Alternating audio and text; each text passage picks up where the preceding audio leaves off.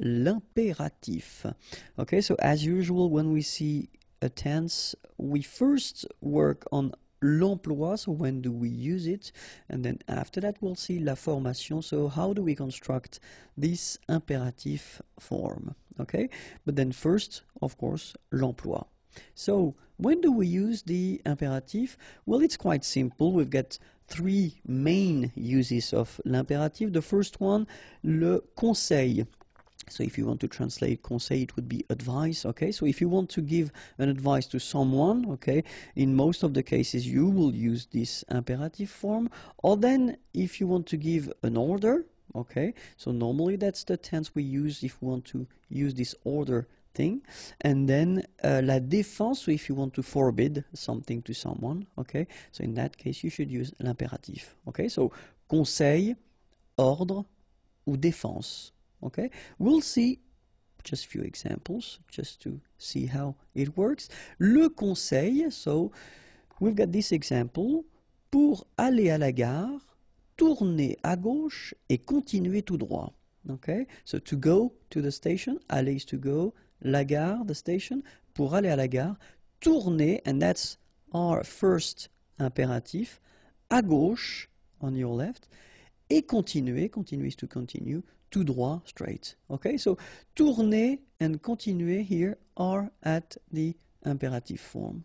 Okay, normally at this level, maybe it rings a bell and maybe you can think that they look like something we saw previously. Okay, so ordre now, if you want to give an order, same thing here. Fais tes devoirs. Okay, so faire is to give. To do, and then tes devoirs, your homework, okay? We tend to put that at the plural form in French. Fais tes devoirs, okay? And this is here as well an impératif, okay? And then let's see now, une défense. N'utilisez pas votre téléphone portable pendant le cours. So, of course, in that case, défense, you want to forbid something, so you should use this negative form, okay? So, n'utilisez pas votre téléphone portable during le cours, the lesson, okay? Utiliser is to use. N'utilisez pas votre téléphone portable pendant le cours, same thing here. Utiliser is at the imperative form, okay? So, now, first thing, when we talk about this imperative form, the first thing that you've got to remember is that we've got only three persons, so there will be tu, nous, and then vous. So the imperative doesn't exist for je, for il and il au pluriel. Okay? And then the second thing that you should remember is that you won't use these pronoms personnels. So normally when we've got a tense, well, so far all the tenses that we saw, you use these pronoms personnels, so tu, nous, and vous, okay? The concept with the imperative is that you won't use tu, either nous or vous, okay? So you don't use this pronom personnel, all right? So these two things are the main thing. First, only three persons, tu, nous, and vous, and the second thing, you don't use the pronom personnel. Okay, let's see now how we build this imperative form. So, we'll see first the premier group, then we'll see the deuxième groupe, and then the troisième groupe, and finally, of course, as usual, the irregular verbs. Alright, so let's start with the first group, le premier groupe. So, normally, the first group, and it's been that way so far, is the easy group because it is regular. In that case, for the imperative, well, it will be the tricky group, okay? Because, for instance, at the present form, we've got tu parles, okay? So that's the present form of the verb parler, parler to talk, from the first group, okay? If we want to make this imperative form, well, it will look like that, parle. So you can see that your final S needs to go away, and you will get this parle form. This is your imperative form, so l'impératif, and then don't forget to put le point d'exclamation here, because whether it's an order, or an advice, you should put it. Okay, that's the way it goes. And then remember, we don't put the pronom personnel, so just this form. Okay, so that's the first form of parler at the imperative. Then nous parlons, so this is the present form. Okay, well, it's quite easy. You don't touch it, you don't change anything, you just put it back here. Don't put the pronom personnel, of course, just put this point d'exclamation at the end, and you've got your imperative form, so parlons. Okay, and then vous parlez, well, same thing here, you just keep it like it is at the present form, and you just put your point d'exclamation at the end. So what you need to remember is that the only thing that will change, so between the present form here and this imperative form, is this final S that normally we don't pronounce, but still we write it. Okay, so it needs to go away at the imperative for the tu form. Okay, let's see now verbs from the second group. So I took this finir to end, to finish. Okay, so tu finis at the present form, and have a look, it's exactly the same form, fini. Okay, point d'exclamation, and you take away the pronom personnel. All right, then nous finissons, exactly the same form, finissons, don't forget the point d'exclamation at the end, and you take away this nous. Vous finissez, and you will get finissez. Okay, so what you've got to remember, second group of verbs, actually they will be exactly the same as at the present form. Okay, so no change. Of course, you need to take away the pronom personnel, but the forms will stay the same. Okay, so let's see now the troisième groupe. So normally in most of the cases, troisième groupe is the contain all the tricky verbs. Okay, but then if you take the example of prendre, prendre is to take, tu prends at the present form. Okay, well, look, it is exactly the same thing. Keep in mind that, of course, you should put this point d'interrogation at the end, point d'exclamation at the end, and then you take away this pronom personnel, but still, it's the same form, all right? Then, nous prenons at the present form, we'll get this prenons. And the last one, vous prenez, you will get prenez, okay? So, third group of verbs, actually it's quite easy because you don't touch anything, you don't change anything, you just take away this pronom personnel and you will have your imperative form. Okay, of course, as usual in French, we've got some irregular verbs. Okay, so the first one will be aller. Okay, so aller will be like that. So the only thing that will change with aller is, well, what we saw in the first group, the final S will go away. So you get va, allons, aller. Okay, the other forms are exactly the same. Savoir will become sache, sachons, sachez. Ouvrir, ouvre, so the S goes away, ouvrons, ouvrez. Okay, aller is to go, savoir to know, ouvrir to open.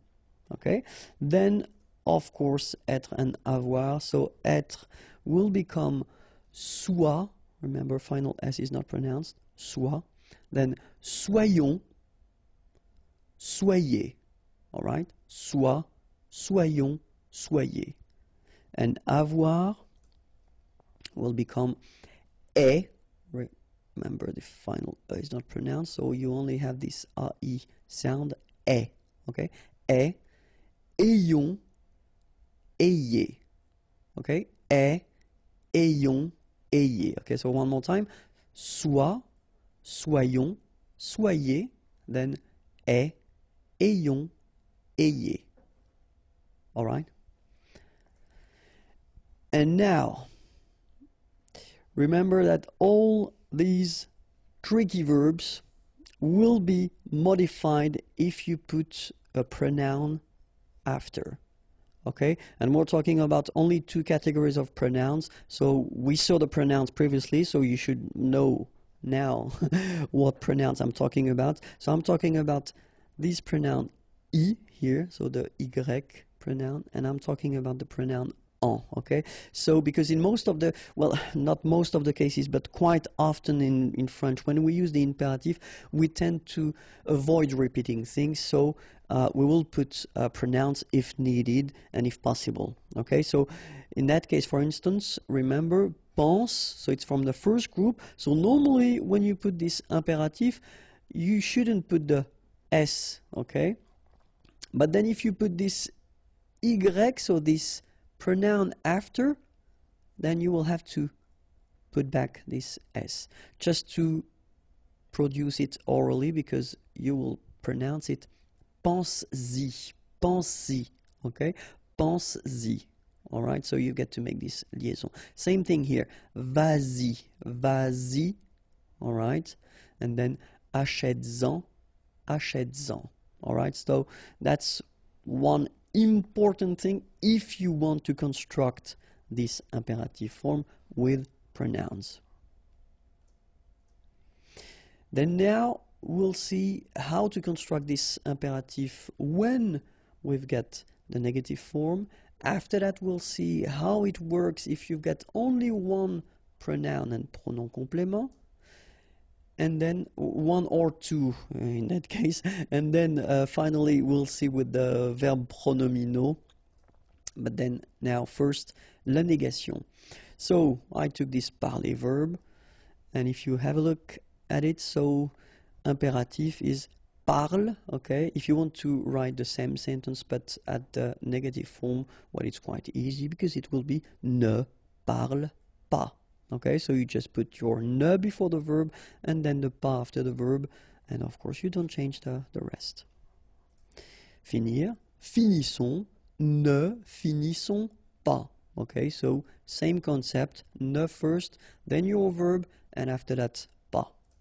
And then mettre, mettez will become ne mettez pas. Okay, so it's not that difficult. Now let's see with the pronouns, okay? And then first part will be with one pronoun, and after that we'll see how to construct that with two pronouns, and it is a bit difficult if I'm totally honest with you. But now with one pronoun, let's see, regarde-moi, okay? And it will become at the negative form ne me regarde pas.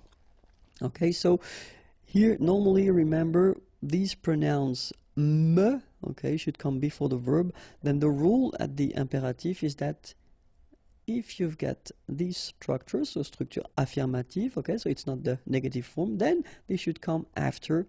And then this me is one of the pronouns that will change and it will become moi. Regarde-moi, okay? But when you put back this structure to the negative form, so me just become the normal form, so ne me regarde pas. All right? Same thing, so toi will be the second and the last to be drastically modified, so it will become regarde-toi, okay? So the rules stay the same, you put it after, okay? Regarde-toi, all right? But then when you put the negative form, well, it becomes normal, so ne, and then te regarde pas. Okay, keep in mind that as usual for the pronouns, they will come before the verb, okay? So your negative form is coming before and after the whole thing. And then, well, if you've got this le pronoun, or it could be the la, well, it will stay the same, so no modification, so regarde-le, and then negative form, ne le regarde pas.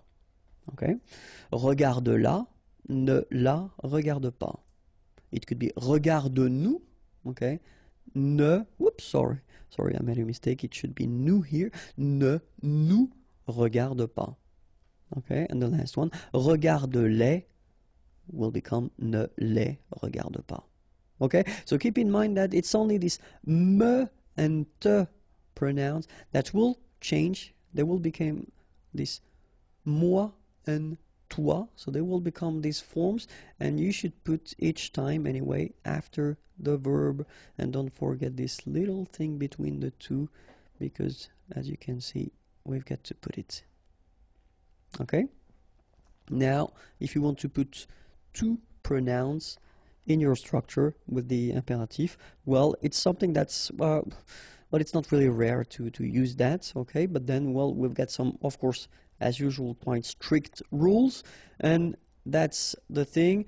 The first part that you will have will be me or m apostrophe, te or t apostrophe, lui, then nous, and leur, okay? So that will be the first thing that you will have to put, and after that will come your pronoun en, okay? That's normally the association of pronouns that we've got, okay? So let's see them in action. For instance, parlement, okay? So as you see, first you put this m apostrophe and then you put your pronoun, okay? Don't forget that they must come after your verb because it's the imperative. Parlement, okay? But if you put them at the negative form, then you will get ne m'en parle pas, okay? Remember, negative form, then they come back as they should be all the time, so before the verb, all right? So another example, parle-nous en, okay? Here, and then we will get ne nous en parle pas. Okay, sorry for the examples, but I tend to not to make the liaison when I make these little examples, just because I think it's more clear not to make the liaison, okay? But then, of course, parle-nous-en, ne nous en parle pas should be the way you should pronounce them, okay? But still, just to make it clear where you put them and to avoid any mistake or anything like that. Okay, so same thing here. So parle, and then after that you've got your pronoun and second pronoun en. But when you put the negative form, ne, and then you put them back before your verb. Okay. Second possibility that you would have would be the pronouns like le, la, and les. Okay, and they will come first, and after that you will have this moi, lui, nous, and leur, okay? Let's see a few examples now. Donne-la-moi, okay? Donne-la-moi. So exactly the same rule as we saw previously, okay? So you put them after your verb, like that, okay? But of course, when you put the negative form, then you put them back. Look, ne me la donne pas. Donne-la-moi, ne me la donne pas. Then donne-la-nous, and it will become ne nous la donne pas. Alright, so I know this is really difficult, so don't worry, because many students have some difficulties at the beginning, okay? But then little by little, you will understand the structure and the way to construct that, okay? Just try to keep that in mind, okay? Try to listen to persons and then try to use this structure. But remember that in many cases it's possible to avoid repeating or to avoid, using the pronouns by repeating a few words, okay? So it's, well, it's an option as well, okay? So let's see now les verbes pronominaux, okay? And so I took this se regarder verb, okay? So regarde-toi.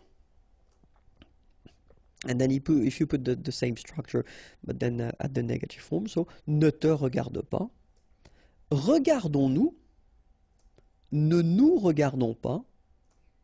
Regardez-vous. Ne vous regardez pas. Okay, so exactly the same thing as we saw previously. So toi, nous, and vous should come after the verb.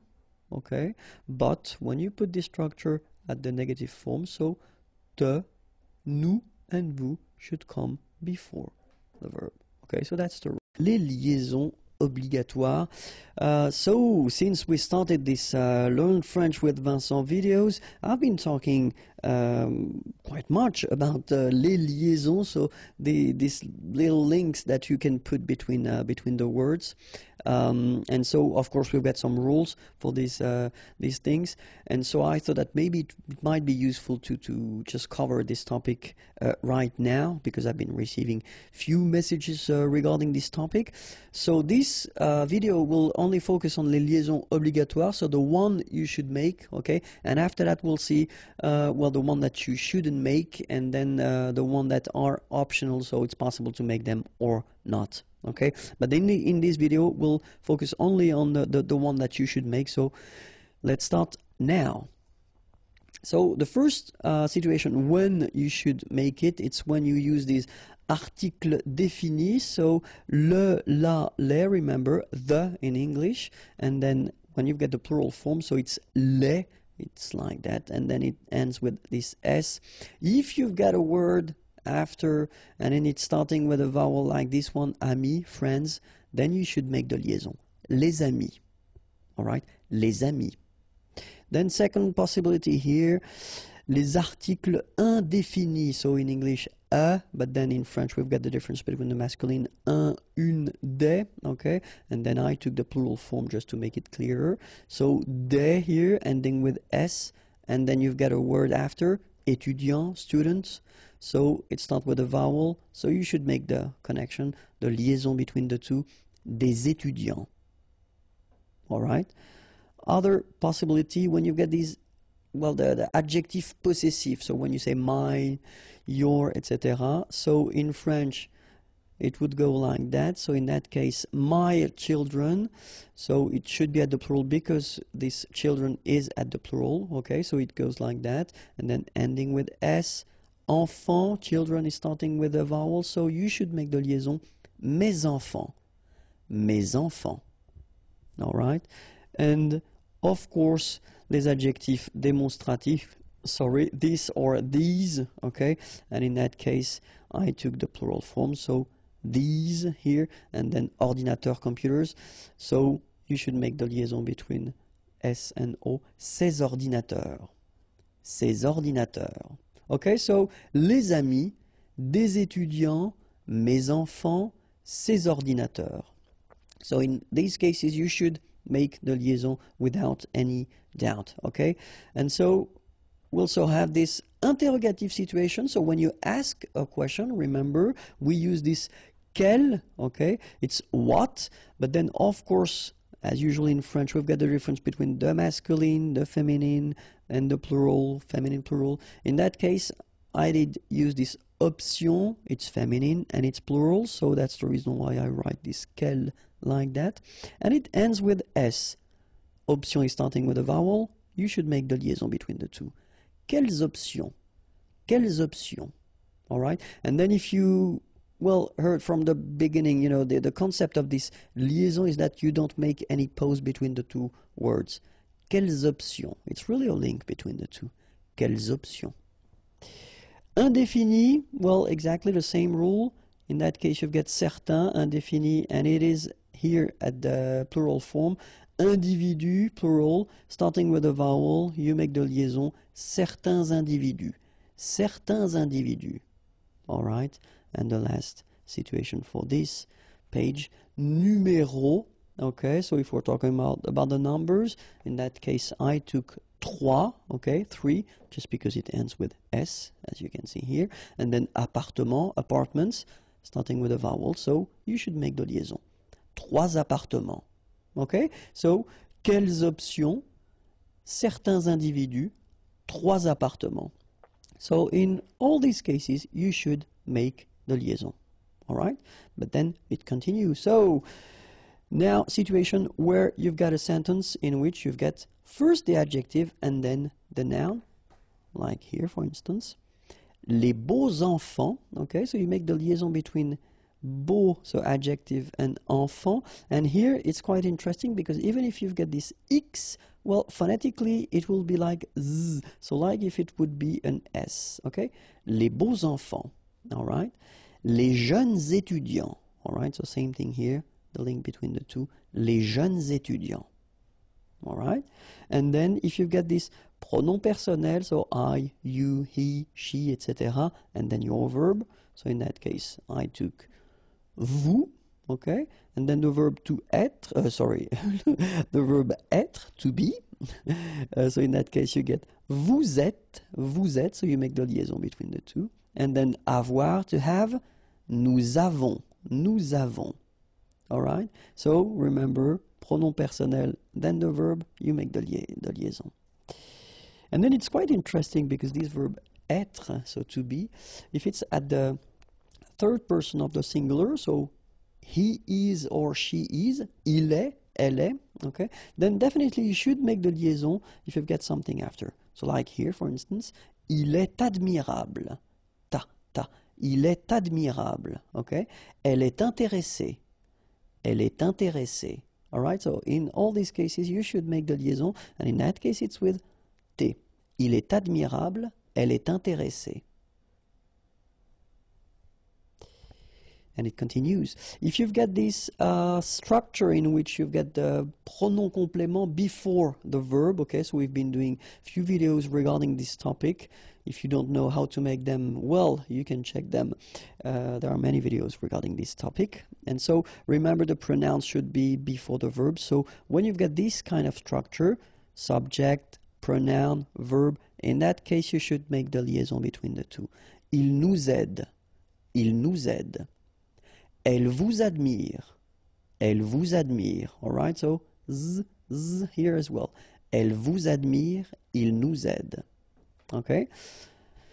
If you've got the verb first and then you put your pronoun after, because normally that's the way we should proceed, you know, if we want to construct a correct question. Normally you should put first the verb and after the pronoun, okay? So in this situation, then you should make the liaison. And so this little d here is in red just to show you that you won't pronounce it like d to make the liaison, but you will pronounce it like t. And so you will get prend-il, okay? But then here, prennent-elles, okay? So you've got your t and then prennent-elles, all right? So prend-il, remember, they pronounce like t, and here prennent-elles, all right? And so if you want to construct a structure in which you will have whether une conjonction, so these little words that will link whether words or then sentences, or then if it's une préposition, many videos regarding that topic as well, or adverb, but then they should be only one syllable long, okay? So like that, quand elle, all right, same rule here. Remember, when you will have this d, you will phonetically pronounce it like t.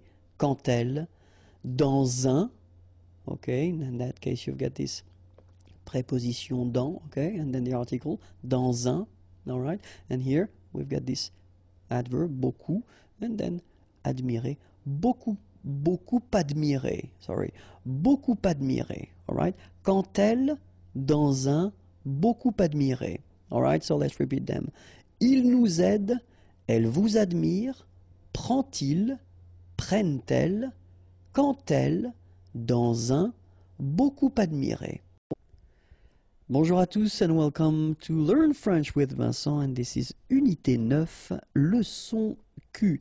And in this lesson we'll see together les liaisons interdites. So remember, les liaisons, it's actually this little link that we can put between the words when we read or when we speak. Okay, so in the previous lesson we saw les liaisons, so the one that you have to do, okay, so the rules that you get to follow if you really want to make this liaison properly. And then in this video, well, we'll try to see the one that you shouldn't do, okay, because in some cases it's not possible to make these liaison. Okay, so let's see now. And the first one is actually maybe the most important one, because normally students tend to make this mistake quite often at the beginning, which is totally normal, because if you think about that, we've got this et conjonction, so it means and in English, okay? And so normally students tend to think that when you've got, you know, lui et elle like that, well, why not put this little liaison between the two? because it would be quite logical. After all, we tend to make it and to put it, a little bit everywhere. But in that case, sorry about that. The rule is really strict. So after this conjunction et, like we've got here, you don't make any liaison. So no links after et. Okay? So if you want to read it correctly here, it will go like lui et elle. Alright, so don't think about putting something between the two. Don't think about producing something like lui et elle. No, no, no. Nothing here. Lui et elle. Okay? And it will be exactly the same thing in this example here. Toi et eux. Alright, so no liaison, even if it's a bit tempting because it would be possible, but then no. No, no, no. So when you get this et, remember no liaison after. Okay? Then after that, we've got this structure or this possibility in which you've got a question like here and here, okay? And you start your question with an adverb, okay? And that's, of course, what we call adverb interrogatif because it's a question. So, comment, how, as-tu, okay? So do you have? Okay, or have you? But in that case, remember that if you start with an adverb like here, so avec un adverbe, don't make the liaison. So you don't say comment as-tu? No, no, no, nothing here. Comment as-tu? All right, exactly the same thing here. Quand, when, and then ont-ils. Here you've got this little thing. Quand ont-ils? Quand ont-ils? All right, so you don't make a liaison here between the two.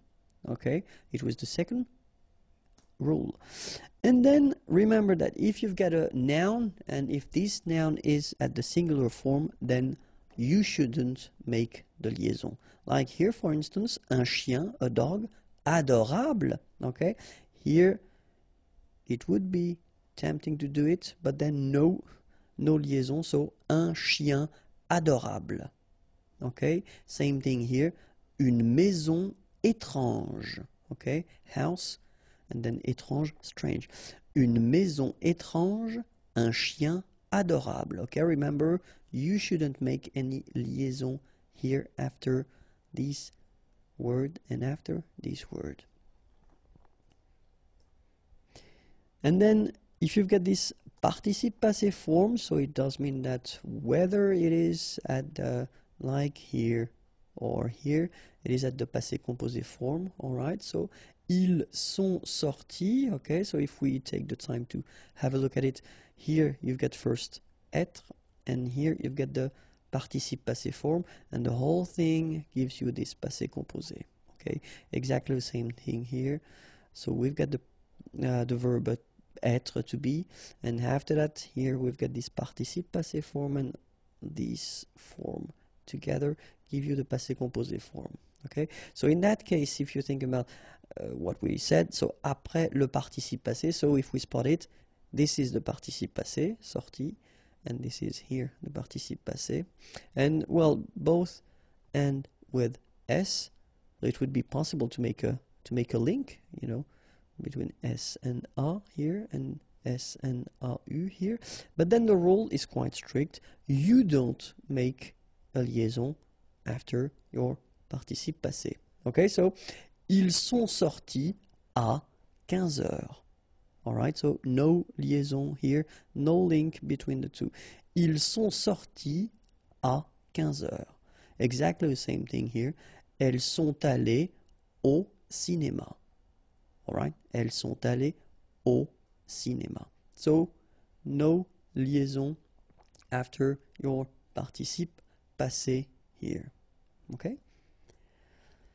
And then, well, a quite important thing as well, après un verbe conjugué avec tu. Many persons send me messages regarding this thing when I do the conjugation, and when I conjugate the verbs, they say that, you know, it's quite strange because you don't make the liaison when it's for tu. Well, just because it's a rule. You shouldn't make the liaison when you conjugate a verb at the tu form, okay? Don't ask me why because basically there's no logic in that, you know. It's just the way it is. So that's one rule, and honestly, it's a bit strange. I know, especially when you're learning language, for what reason only for one person you shouldn't make the liaison, but unfortunately for you, that's the way we do it. So let's respect the rule. So in that case, if you look at the sentence, so you get first your subject, so tu, and then here you get est, okay, and so this is the verb être, and the second form, second person of the singular, so tu es admirable, all right? And in that case, well, don't make the liaison, okay?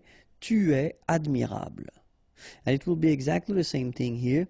Tu parles avec nous. So no liaison here between parle and avec, okay? Tu parles avec nous. All right, so that's the rule. When you've got a verb at the tu person, okay, so second person of the singular, don't make a liaison after the verb, all right? And then when you've got these interesting structures, so if we've got the pronoun, so the subject, and it's after your verb, like here, because normally that's the way, I mean, that's the official way that we should, we should respect. If we want to ask a question, first we should put the verb, then we should put the subject, okay? So, veulent-ils, all right? So it should go like that. And then, if you've got, well, something after, like here, aller avec nous, okay? It could be possible if you think about that. We've got an S here, and then we've got a vowel after. But then the rule goes like that. If you've got this structure, so in which your pronoun is coming after your verb because it's a question, then you don't make the liaison, okay? Veulent-ils aller avec nous?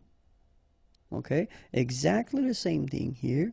Parle-t-il en anglais? Okay, so no liaison after your pronoun. Okay, just because the structure is like that. First you've been having your verb, then your pronoun, then you don't make a liaison.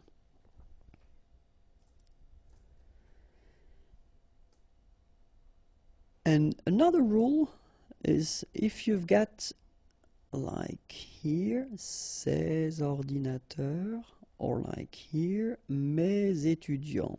Okay, so in these two sentences, ces ordinateurs, it's the subject, okay, mes étudiants subject, and then you've got the verb coming after, all right?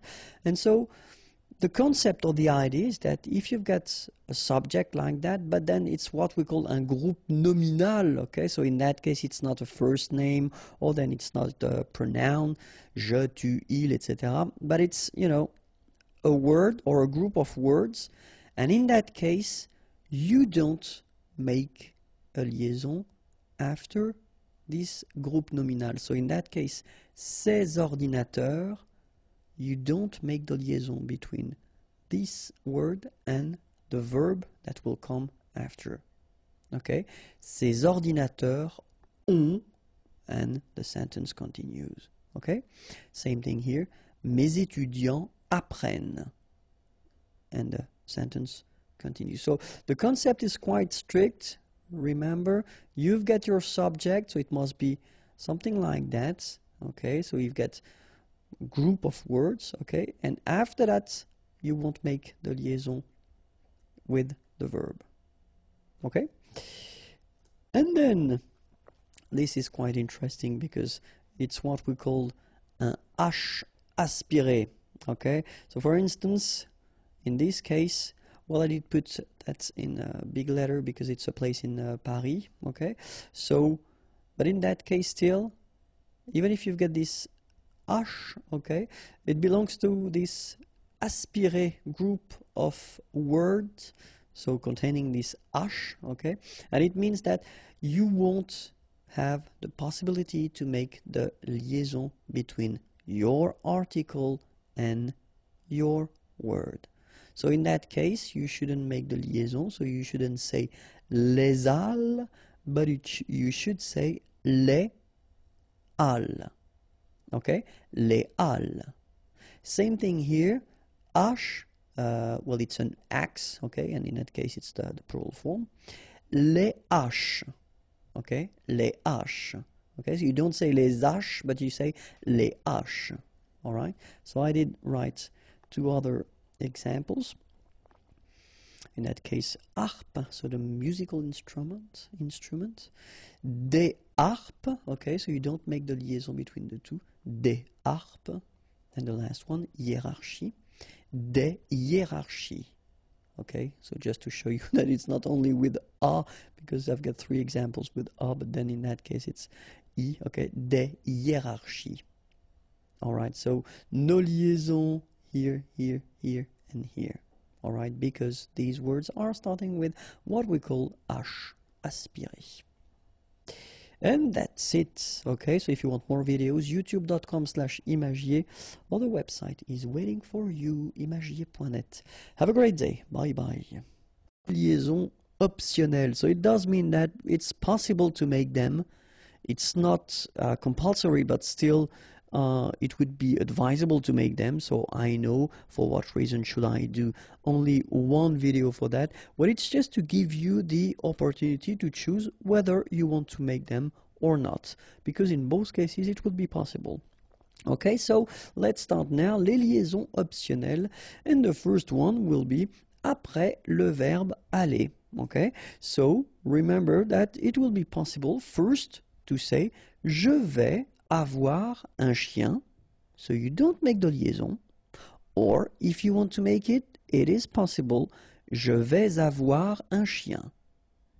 Okay, first option possible, je vais avoir un chien, then if you want to make the liaison, it's also possible, je vais avoir un chien. Ils vont habiter en France, without the liaison, or ils vont habiter en France, with the liaison. Okay, ils vont habiter en France. All right. Second possibility, après le verbe être, exactly the same thing. It's possible to read this sentence like je suis intéressé par l'histoire, or then you can read it with the liaison je suis intéressé par l'histoire. Second example here, ils sont arrivés ce soir, or then ils sont arrivés ce soir. Après le verbe avoir, well, it's exactly the same rule. Nous avons une amie, or then, nous avons une amie. Ils ont un chien, or if you want to make the liaison, ils ont un chien. Same thing with the verb falloir. Il faut admettre ses erreurs. Or then, if you want to make the liaison, il faut admettre ses erreurs. Il faut étudier beaucoup. Or, with the liaison, il faut étudier beaucoup. The verb devoir will follow exactly the same rule. First option, je dois être chez lui dans 15 minutes. Or then, je dois être chez lui dans 15 minutes. Ils doivent attendre mon arrivée. Or if you want to make the liaison, ils doivent attendre mon arrivée. Same thing with the verb pouvoir. Elle peut arriver demain. Or then if you want to make the liaison, elle peut arriver demain. Nous pouvons inviter cette personne. Or if you want to make the liaison, nous pouvons inviter cette personne. It will be exactly the same thing with the verb vouloir. Je veux entendre sa musique. Or then with the liaison, je veux entendre sa musique. Okay, remember we had the same rule. Even if we've got this X at the end, well, with the liaison it will sound like Z. Okay, je veux entendre, je veux entendre, je veux entendre sa musique. Okay, then, elles veulent attendre avec moi. or if you want to put de liaison, elles veulent attendre avec moi.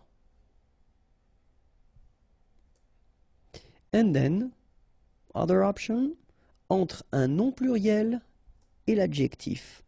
Okay, so here we've got a group of words. If you look carefully, first you've got a noun, then you've got an adjective. Well, both are at the plural form, okay? And so the rule is like entre un nom pluriel et l'adjectif. So we're talking about here and here, okay? But it's optional, it's not compulsory. You don't need to do it if you don't want to do it, but it's possible.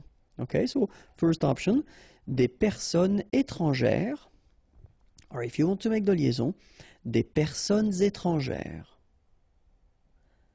Des amis irlandais, or if you want to make the liaison, des amis irlandais. And then I made two more here. Des étudiants intelligents, or if you want to make the liaison, des étudiants intelligents. Des lampes artificielles, and if you want to make the liaison, des lampes artificielles. Le subjonctif.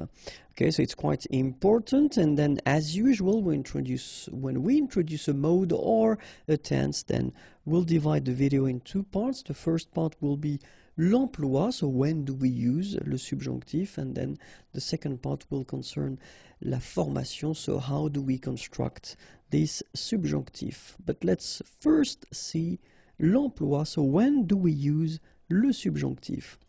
And so we'll use le subjonctif when we want to express une obligation, une volonté, une possibilité, un doute, un sentiment, une appréciation, un jugement. Okay, so that's the idea. So if you want to express une obligation, something you have to do, une volonté, something you want to do, une possibilité, possibility, un doute, a doubt, un sentiment, a feeling, une appréciation, appreciation, and then un jugement, judgment. So in these cases, we'll use after this verb le subjonctif. Okay, so let's see first une obligation. So for example, we'll have this verb falloir and then the construction falloir que. So you will see that when we talk about le subjonctif, each time we will have, after the verb, we will have que, and then the following verb will be at the subjunctive form. Okay, so that's the concept, all right? So, for instance, if we have a look at these sentences, sorry, so falloir, it's to need, to have to, okay? Il faut que tu écoutes, all right? Il faut que tu écoutes. All right, and then in that case here, so we'll see a bit later, of course, how to make it, but still, you've got this verb, écouter, and this form is the subjunctive. Okay? Il faut que tu écoutes. Il faut que les étudiants travaillent. All right? Il faut que les étudiants, and then here you've got the verb, travailler, to work, and this form is the subjunctive. Okay, so far it doesn't look that difficult, because if you look carefully, it looks like something that we encountered a long time ago when we started to learn French, maybe Unit 1 or Unit 2, okay, but then we'll see that a bit later. So, une volonté, something you want to do, and then, well, the verb that normally we tend to use is the verb vouloir, vouloir, to want, okay, vouloir que will be followed by le subjonctif. For instance, je veux que mon frère vienne me voir.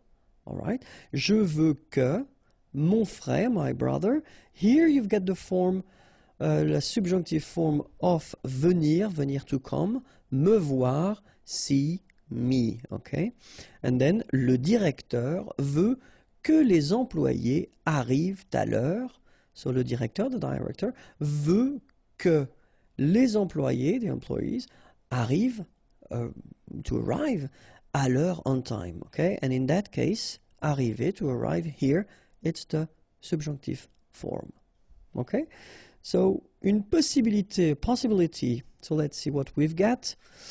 The structure could be être possible que. Okay, to be possible. Hein? Donc, être possible and then que, as usual, remember. So, for instance, il est possible que mes amis viennent ce soir. Okay? Il est possible que, so it could be translated like, it is possible that, okay? Mes amis, my friends, and then venir here, to come, so this form here is the subjunctive form, ce soir, tonight.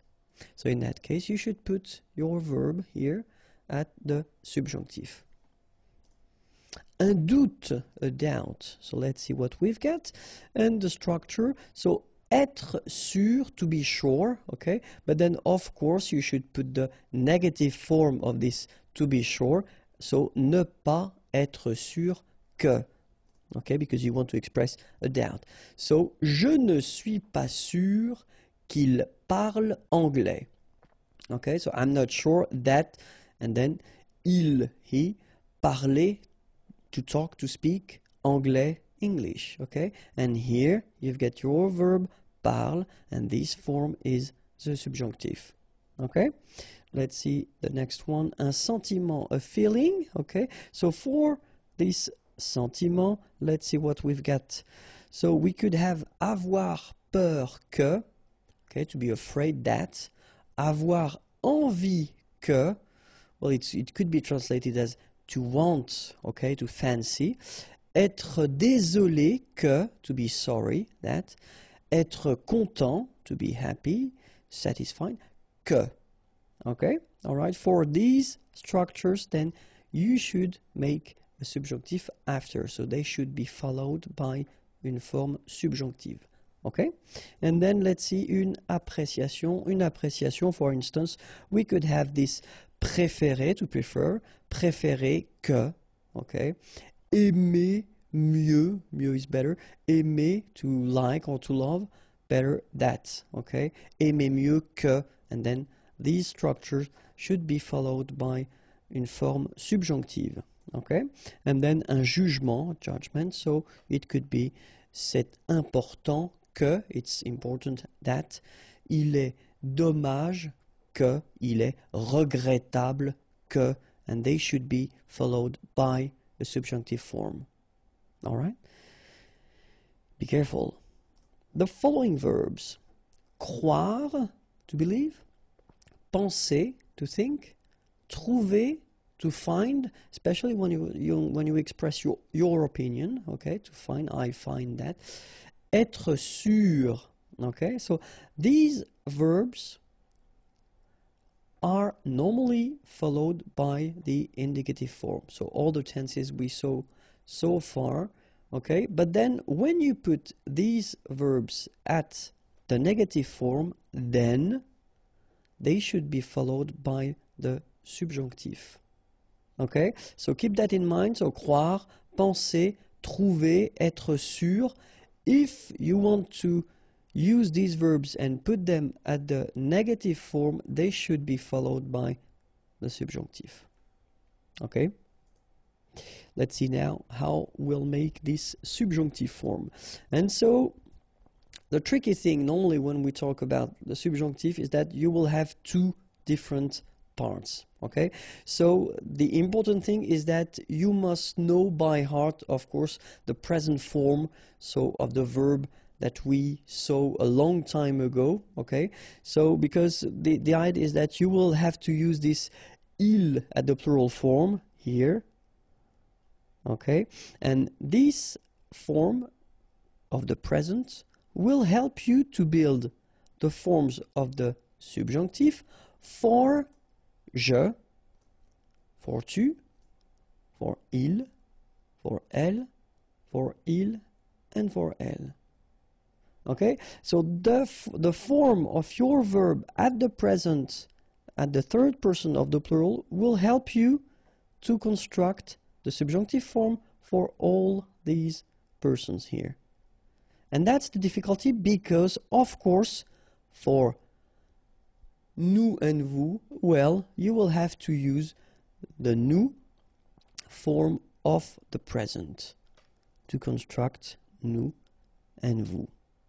And that's the tricky thing of the subjunctive. So that's the reason why in many cases students tend to say that, oh my god, it's too difficult. It's just because we've got two different ways of making, well, the form for je, tu, il, elle, and elle, and then nous and vous.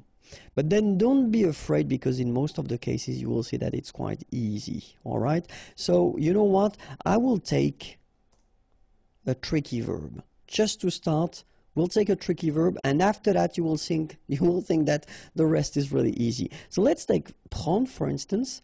And so as I told you, the idea is to take the present form of the verb, okay? And the first one, so that we should take is the plural, so third person of the plural, and it goes like ils prennent, okay? Prendre is to take. Ils prennent, so that's the present form, okay?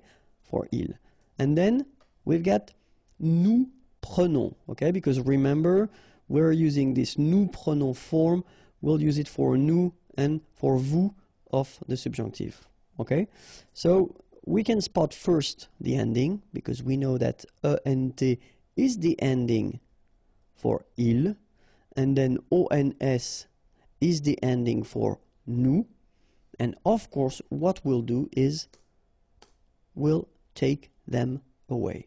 So we'll put the endings away and we'll keep only this first part here and the first part here. And so what we'll do is we'll take this first part, okay, so the part that we took away from this il form, all right, and then we'll put je.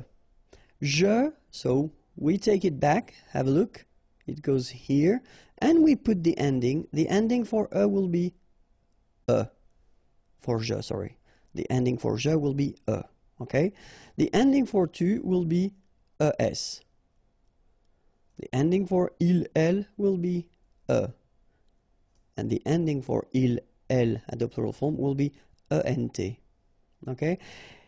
If you look carefully, it's not that strange. I mean, these endings are quite common, and we've been encountering these endings, you know, previously. If you think about the present form, then it looks a bit familiar, okay? So, je prenne, tu prennes, ils prennent, elles prennent, ils prennent, et elles prennent. Then phonetically, as usual, remember, we've got only one form here. It is exactly the same form, so we pronounce it the same way, but of course, as usual, we write it differently, okay? So keep in mind that ending for je is ending for tu is es, ending for il, elle is and ending for il, elle at the plural form is ent. Okay, so it's the first part, okay, because if you remember, we had as well this part from nous, okay, and as I told you, the difficulty of the subjunctive is just because we will have a difference of construction for nous and vous, and so in that case, we'll take this first part here, we put it here, and we put the ending ions, ion. And the ending for vous is ie. So we get nous prenions, vous preniez. All right? So if we think carefully, ending ions for nous, iez for vous. Okay? If you remember, it looks quite familiar because it's the ending as well for the imparfait form that we saw a while ago. Okay, so let's have a look now. The full thing. So, que je prenne, que tu prennes, qu'ils prennent, qu'elles prennent, que nous prenions, que vous preniez, qu'ils prennent, qu'elles prennent. And this is the reason why students are a bit worried usually at the beginning, just because, as we saw, we've got two constructions, two different constructions. So for the first part here, and the second part for nous and vous. Okay, but I took this special verb, prendre, to take, on purpose, because I thought that it was quite difficult. So, you know, now you can see the way to make it. And after that, well, first, we'll see back again one more time the ending. So, es, ions, iez, ent. All right? But then, now, we'll see the verbs from the first group. So, regular groups ending with er. After that, we'll see the second group, regular group, verbs ending with er. Remember, not all the er verbs, but still. After that, we'll see verbs from the third group. After that, we'll see irregular verbs.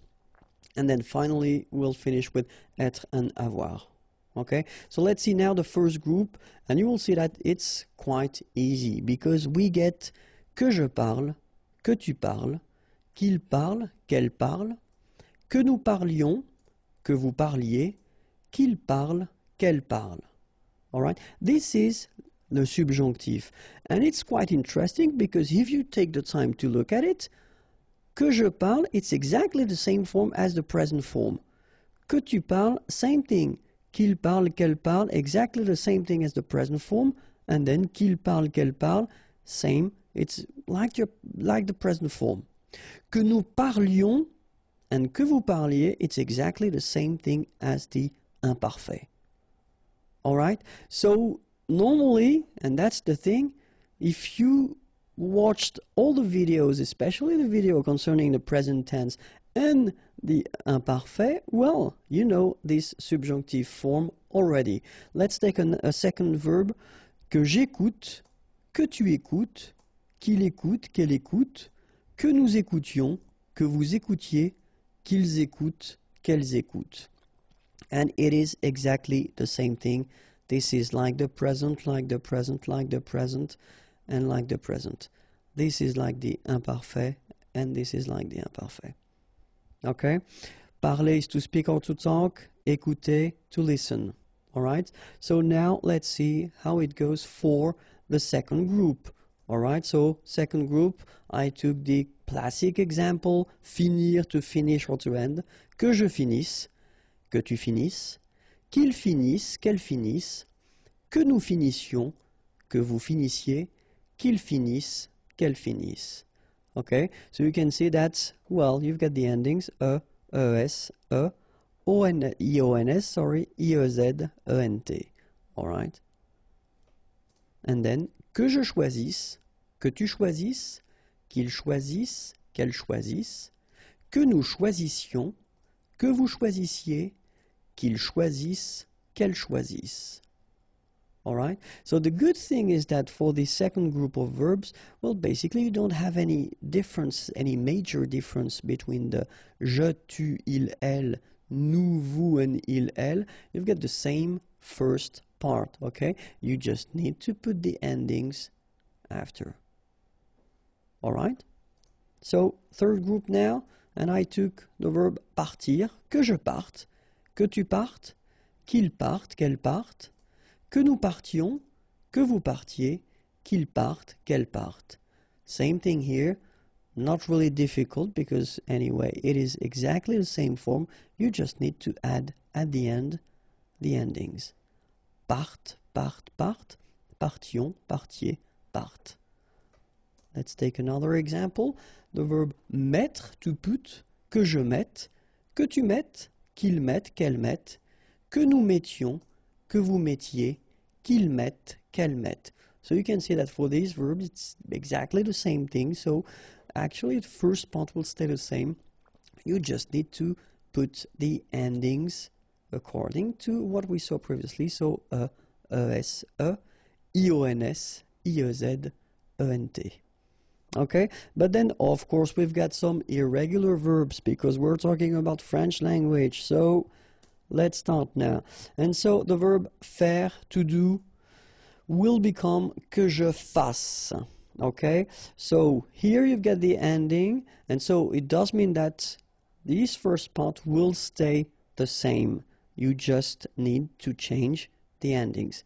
Que tu fasses es, qu'il fasse etc., etc. All right?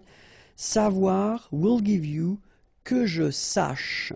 okay? Same thing here, is here, but then of course you will take it away, and after that you will put the endings that we saw, es, ions, iez, ent, according to the person, of course. And then pouvoir, can, will give you que je puisse. Exactly the same thing here. You take the away and then you put the endings according to the person. Okay, so remember, faire, to do, que je fasse, savoir, to know, que je sache, pouvoir, can, que je puisse. All right? And then, well, of course, as I did put that, I forgot that. Ending es, ions, iez, ent.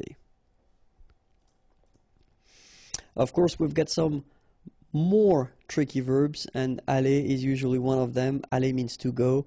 Have a look. Que j'aille, que tu ailles, qu'il aille, qu'elle aille, que nous allions, que vous alliez, qu'ils aillent, qu'elles aillent. Okay, sorry, I did forget the feminine form here. Okay, so que j'aille, listen to me, aille, okay, que tu ailles, qu'il aille, qu'elle aille, que nous, and that's the difference here, allions, allions, okay, que vous alliez, okay, I don't make the liaison just for you to listen carefully, alliez, okay, so if you want to make the liaison, que vous alliez, okay, and then qu'ils aillent, and the feminine form, qu'elles aillent, all right, and so the other tricky verb is vouloir, want, que je veuille, que tu veuilles, qu'il veuille, qu'elle veuille, que nous voulions, que vous vouliez, qu'il veuille, qu'elle veuille. All right? Same thing here. We'll have a quite important difference between the je, tu, il, and nous, vous. Okay?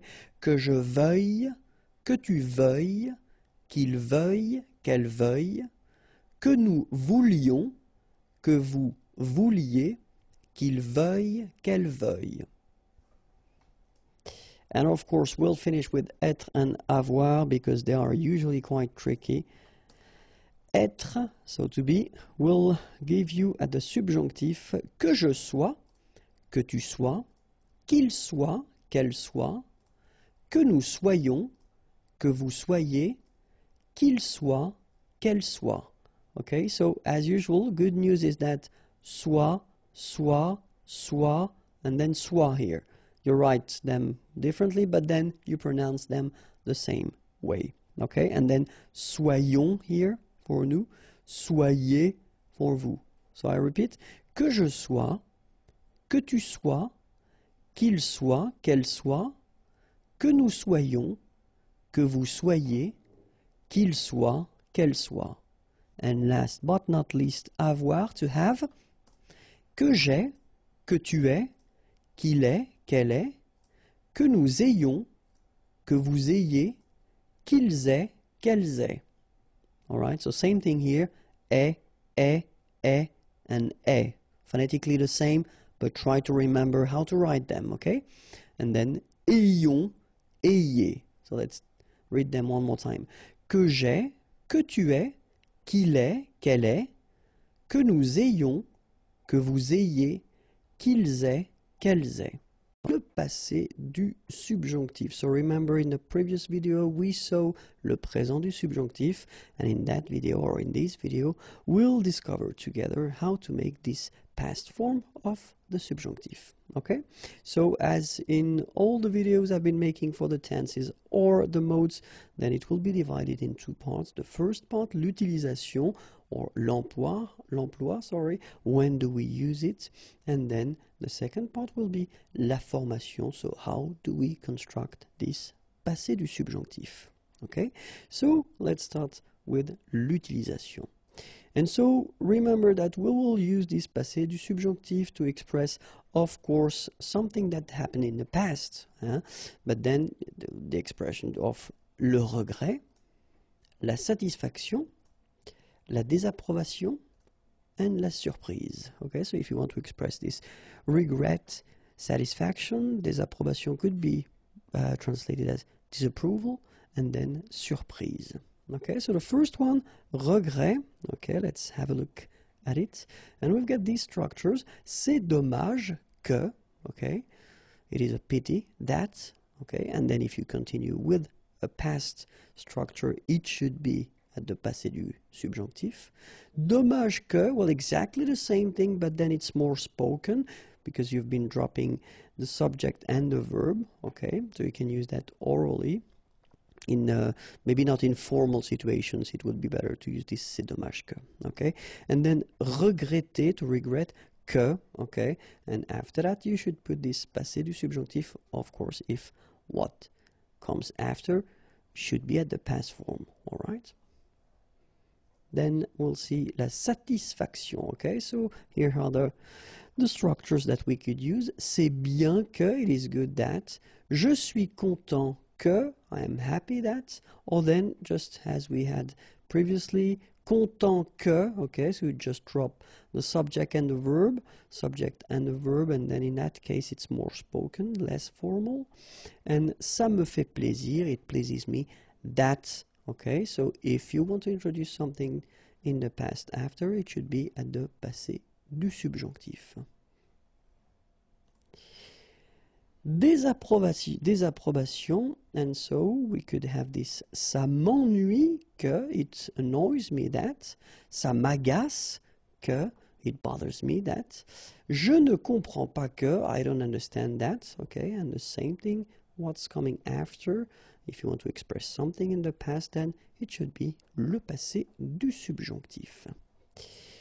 And last but not least, la surprise, the surprise. C'est bizarre que, bizarre, strange, it's strange that. Je ne comprends pas que, I don't understand that. C'est drôle que, it's funny that. And if you want to express something after, at the past, it should be le passé du subjonctif. Okay, so now we'll see how to make this passé du subjonctif. And first, well, the best way will be to have a look at, well, this first sentence, que je mange, and it is the subjonctif présent form, okay, and the second one, que j'ai mangé. This is le passé du subjonctif. Second example, que tu regardes, same thing here, you've got the subjonctif présent, and que tu aies regardé, here you've got the subjonctif passé. And the third example, qu'il aille, so it's the verb aller, to go, and it's the subjonctif présent. Qu'il soit allé, and here we've got as well le subjonctif passé. So if you have a look at it, first, what can you spot? You can spot that first here and here, you've got avoir, okay, the subjonctif présent form. And then after that, you've got this participe passé here and here. And here, we've got être, and after that, we've got the participe passé form. So, from what you see, and so especially now this is unit 10, so I assume that you've been watching the previous videos that we've been making, or I've been making, concerning the composed tenses. And maybe here you can see that actually this passé du subjonctif will be constructed like all the composed tenses that we saw so far. So first, avoir, and then it should be at the subjonctif présent form. Then you will put your participe passé, and you will get your subjonctif passé. Or, in some cases, you will use être at the subjonctif présent form, then the participe passé, and you will get your subjonctif passé. So it's quite interesting because this passé du subjonctif is not really tricky when you think about the way it is made. okay? Because it will follow exactly the same rules as we've been seeing so far. So first, if you're not sure, you put avoir, okay? But then definitely you should know the conjugation of avoir at the subjunctive present form. Then you will put your participe passé, and you'll get your subjunctive passé. Remember, for être, as usual, we're talking about exceptions, and here they come. Aller, to go. Arriver, to arrive. Descendre, to go down. Devenir, to become. Entrer, to enter, to come in. Monter, to go up. Mourir, to die. Naître, born. Partir, to leave. Rester, to stay. Retourner, to return. Sortir, to go out. Tomber, to fall. Venir, to come.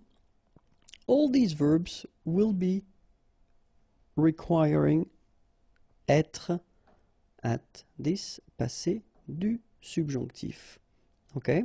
And then, of course, as we saw previously, all the reflexive verbs, so se regarder, s'appeler, for instance, se présenter, they will require être. So as long as you've got these verbs, you know, se something, then you should keep in mind that you will have to construct them with être. And of course, they will behave a bit differently because you will have to add little things, but we'll see that in this lesson, don't worry. Okay?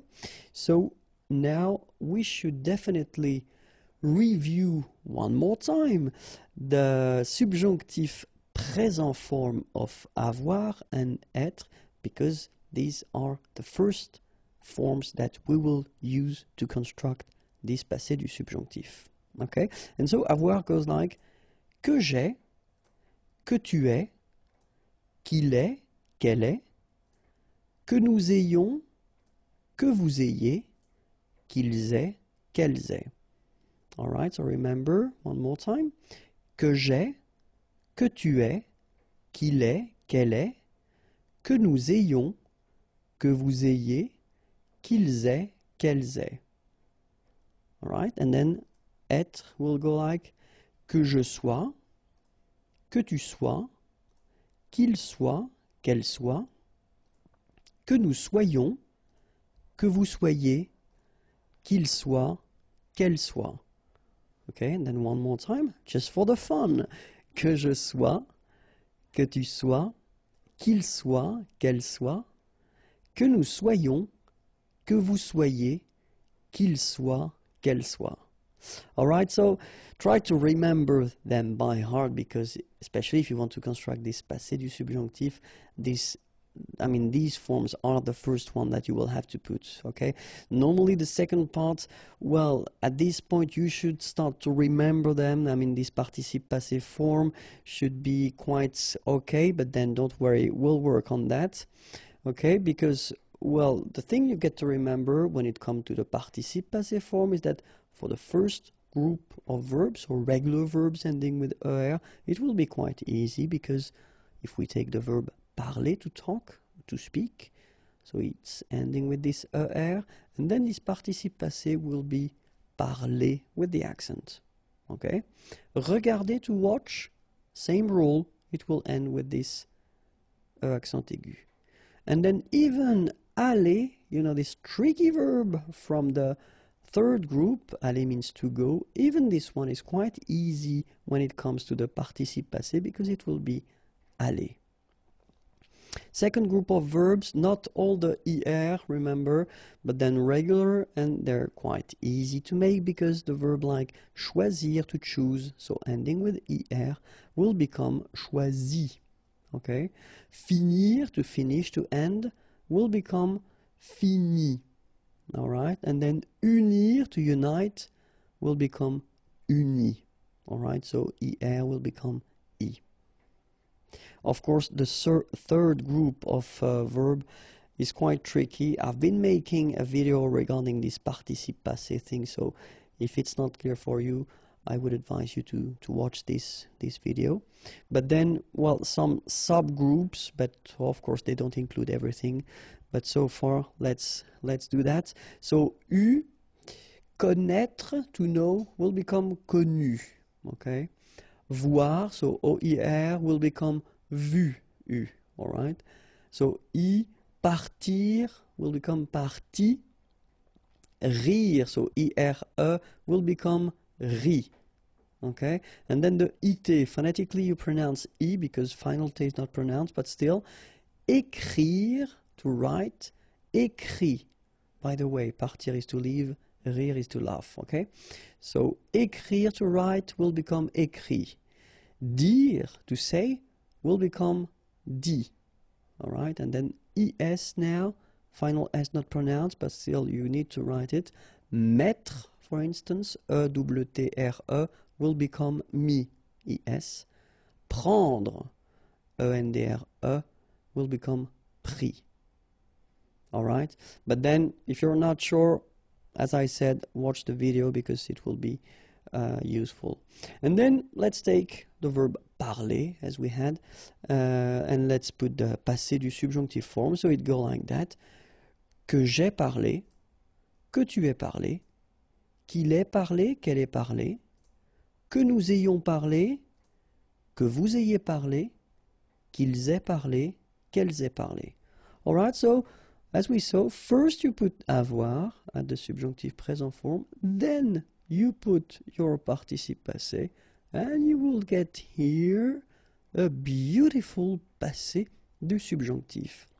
Okay, and if you noticed, I've been putting this accent aigu in orange just to show you that in normal structures like this one, when you've got first the subject and after that the verb, you shouldn't put anything after your or at the end of your participe passé. So even if, like here, the subject is feminine, nothing comes after. Okay, so que j'ai parlé, que tu aies parlé, qu'il ait parlé, qu'elle ait parlé, que nous ayons parlé, que vous ayez parlé, qu'ils aient parlé, qu'elles aient parlé. Alright, so that's the passé du subjonctif for the verb parler, to speak or to talk. Okay, but then, of course, we've got some tricky things, and if you remember from the past tenses that we saw, it's exactly the same rule. If we take, well, these verbs that will require être, like you see here, qu'il soit allé. Okay, remember we saw that aller needs to be conjugated with être, like here, qu'il soit allé. So here, aller will end with accent aigu like that. But then if we put the feminine form, so qu'elle soit allée, it will be exactly as we saw for all the other composed tenses. You will have to put at the end of your participe passé the mark of the feminine, and at the end is the mark of the feminine. If you've got the plural, like here, il at the plural form, so soit, and then aller, well, you should put the mark of the plural at the end of your participe passé, and s is the mark of the plural. And last but not least, if you've got, like here, the feminine plural, so qu'elle soit allée, remember to put at the end of your participe passé first the mark of the feminine, so then the mark of the plural, s. The good thing, as usual in French, is you will pronounce it aller, aller, aller, and aller. So technically you don't pronounce the final you don't pronounce the final s, and you don't pronounce the final es, but still you should write them. Okay, so let's see now the full thing for aller, and it goes like that. Que je sois allé, okay, I won't make the liaison just to make it more clear, okay, que je sois allé, que tu sois allé, qu'il soit allé, qu'elle soit allée, que nous soyons allés, que vous soyez allés, qu'il soit allé, qu'elle soit allée. All right, and now with the liaison, because I know that you want them. Que je sois allé, que tu sois allé, remember, no liaison when we've got these two. Qu'il soit allé, qu'elle soit allée, que nous soyons allés, que vous soyez allés, qu'il soit allé, qu'elle soit allée. All right?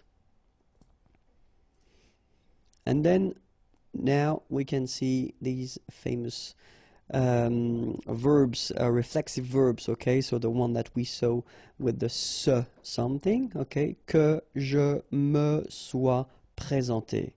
Okay, so it will go like that. Que je, and then remember for these reflexive verbs, you've got to put this me, so for je me sois présenté. Okay, que je me sois présenté, que tu te sois présenté. Okay, so we'll have to add this te.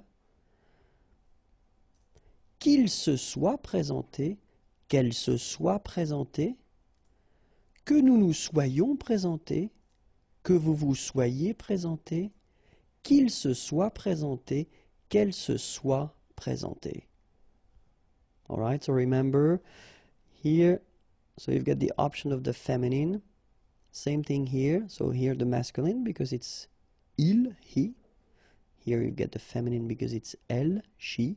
All right.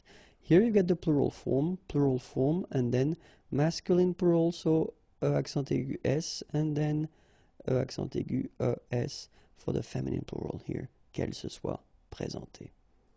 Okay? All right. So, if there is one thing to remember, it is the following. If you want to construct this passé du subjonctif, first you will have to put avoir at the subjonctif présent, then your participe passé, and you will get your subjonctif passé.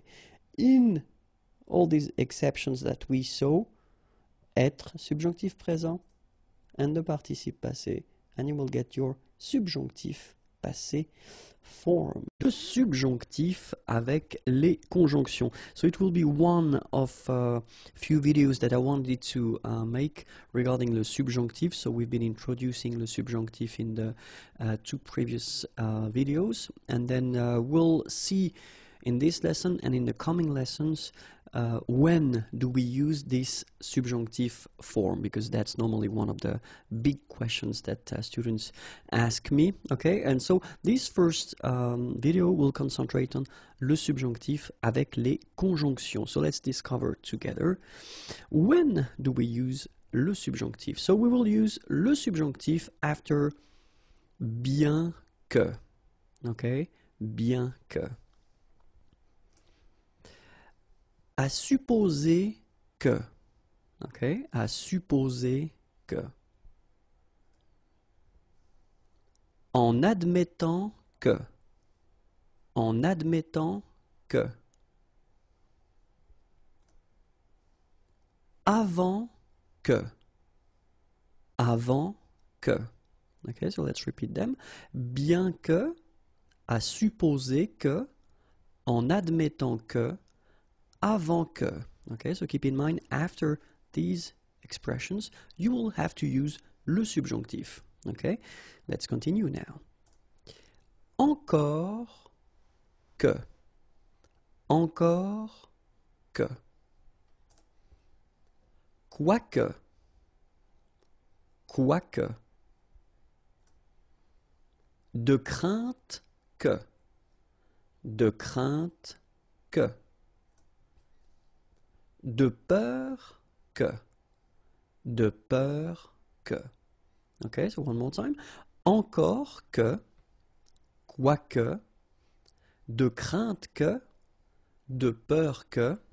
And then remember, after these expressions, we will use le subjonctif. Okay, let's continue. À condition que,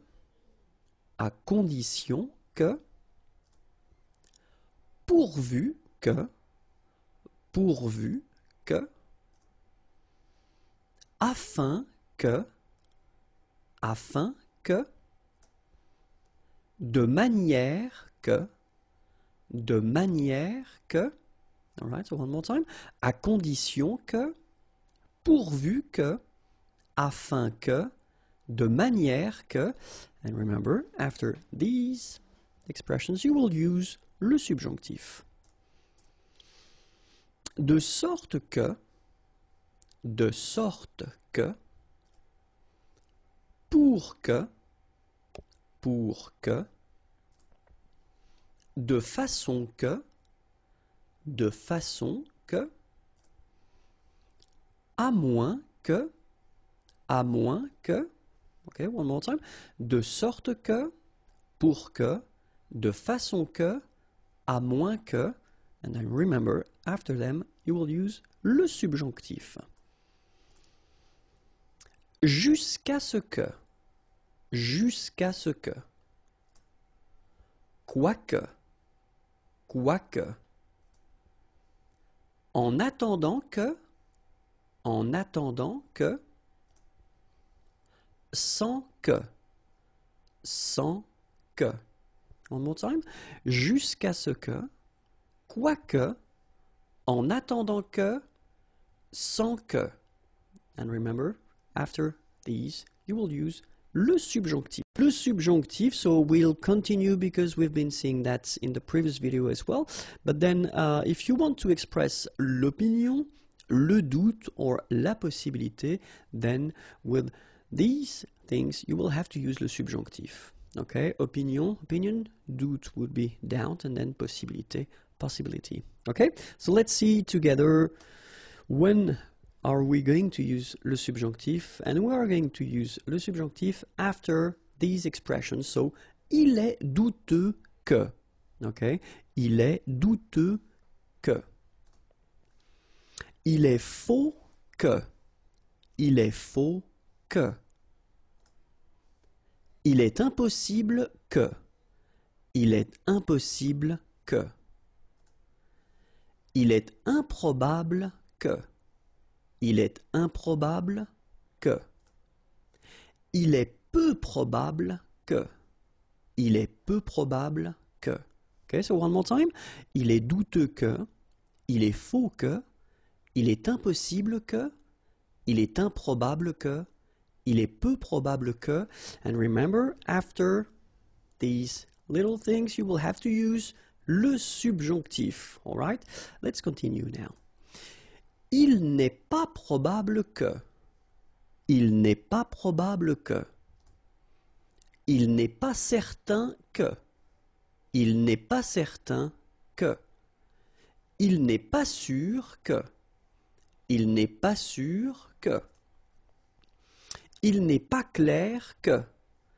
Il n'est pas clair que. Il n'est pas exact que. Il n'est pas exact que. Okay, so one more time. Il n'est pas probable que. Il n'est pas certain que. Il n'est pas sûr que. Il n'est pas clair que. Il n'est pas exact que. And after these expressions, you will have to use le subjonctif. Okay, let's continue. Il n'est pas évident que. Il n'est pas évident que. Il n'est pas vrai que. Il n'est pas vrai que. Il est possible que. Il est possible que. Il est convenable que. Il est convenable que. Il est juste que. Il est juste que. Okay, so one more time. Il n'est pas évident que. Il n'est pas vrai que. Il est possible que. Il est convenable que. Il est juste que. And all these expressions will be followed by le subjonctif. Okay? So we continue. Accepter que. Okay? Accepter que. Douter que. Douter que. S'attendre à ce que. S'attendre à ce que. Détester que. Détester que. Chercher, and then something, qui, and after, it will be followed by the subjonctif. Okay? So, one more time.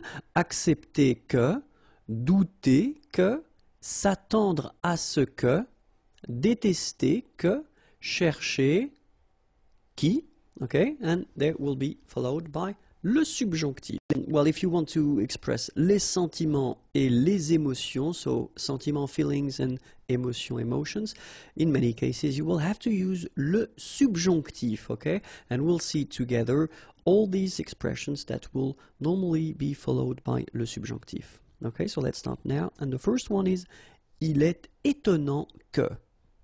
Il est étonnant que. Il est heureux que. Il est heureux que. Il est bon que. Il est bon que. Il est bizarre que. Il est bizarre que. Il est rare que. Il est rare que. Okay, one more time. So, il est étonnant que. Il est heureux que. Il est bon que. Il est bizarre que. And then, il est rare que. Remember, after all these expressions, you will have to use le subjonctif. Okay? And it continues. Il est regrettable que. Il est regrettable que. Il est honteux que. Il est honteux que. Il est étrange que. Il est étrange que. Il est surprenant que. Il est surprenant que. Il est dommage que. Il est dommage que. So one more time. Il est regrettable que. Il est honteux que. Il est étrange que. Il est surprenant que. And il est dommage que. And remember, after all these expressions, you will have to use le subjonctif. All right? Let's continue. Il est utile que. Il est utile que.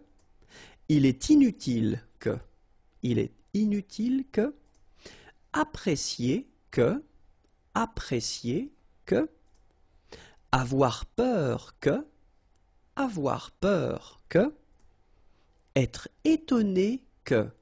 Être étonné que. So one more time. Il est utile que. Il est inutile que. Apprécier que. Avoir peur que. Être étonné que. Will be followed by le subjonctif. And it continues. Avoir honte que. Avoir honte que. Se réjouir que.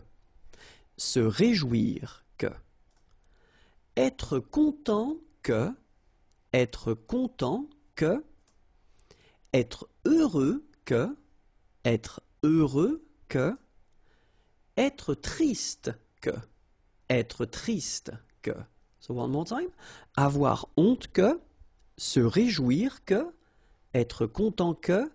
Être heureux que. Être triste que. And they will be followed by le subjonctif. And it continues. Être désolé que. Être désolé que. Être surpris que. Être surpris que. Déplorer que. Déplorer que. Redouter que. Redouter que. Craindre que. Craindre que. So one more time. Être désolé que. Être surpris que. Déplorer que. Redouter que. Craindre que. And they will be followed by le subjonctif. And it continues. Détester que. Détester que. Aimer que. Aimer que. Adorer que. Adorer que. Regretter que. Regretter que. So one more time.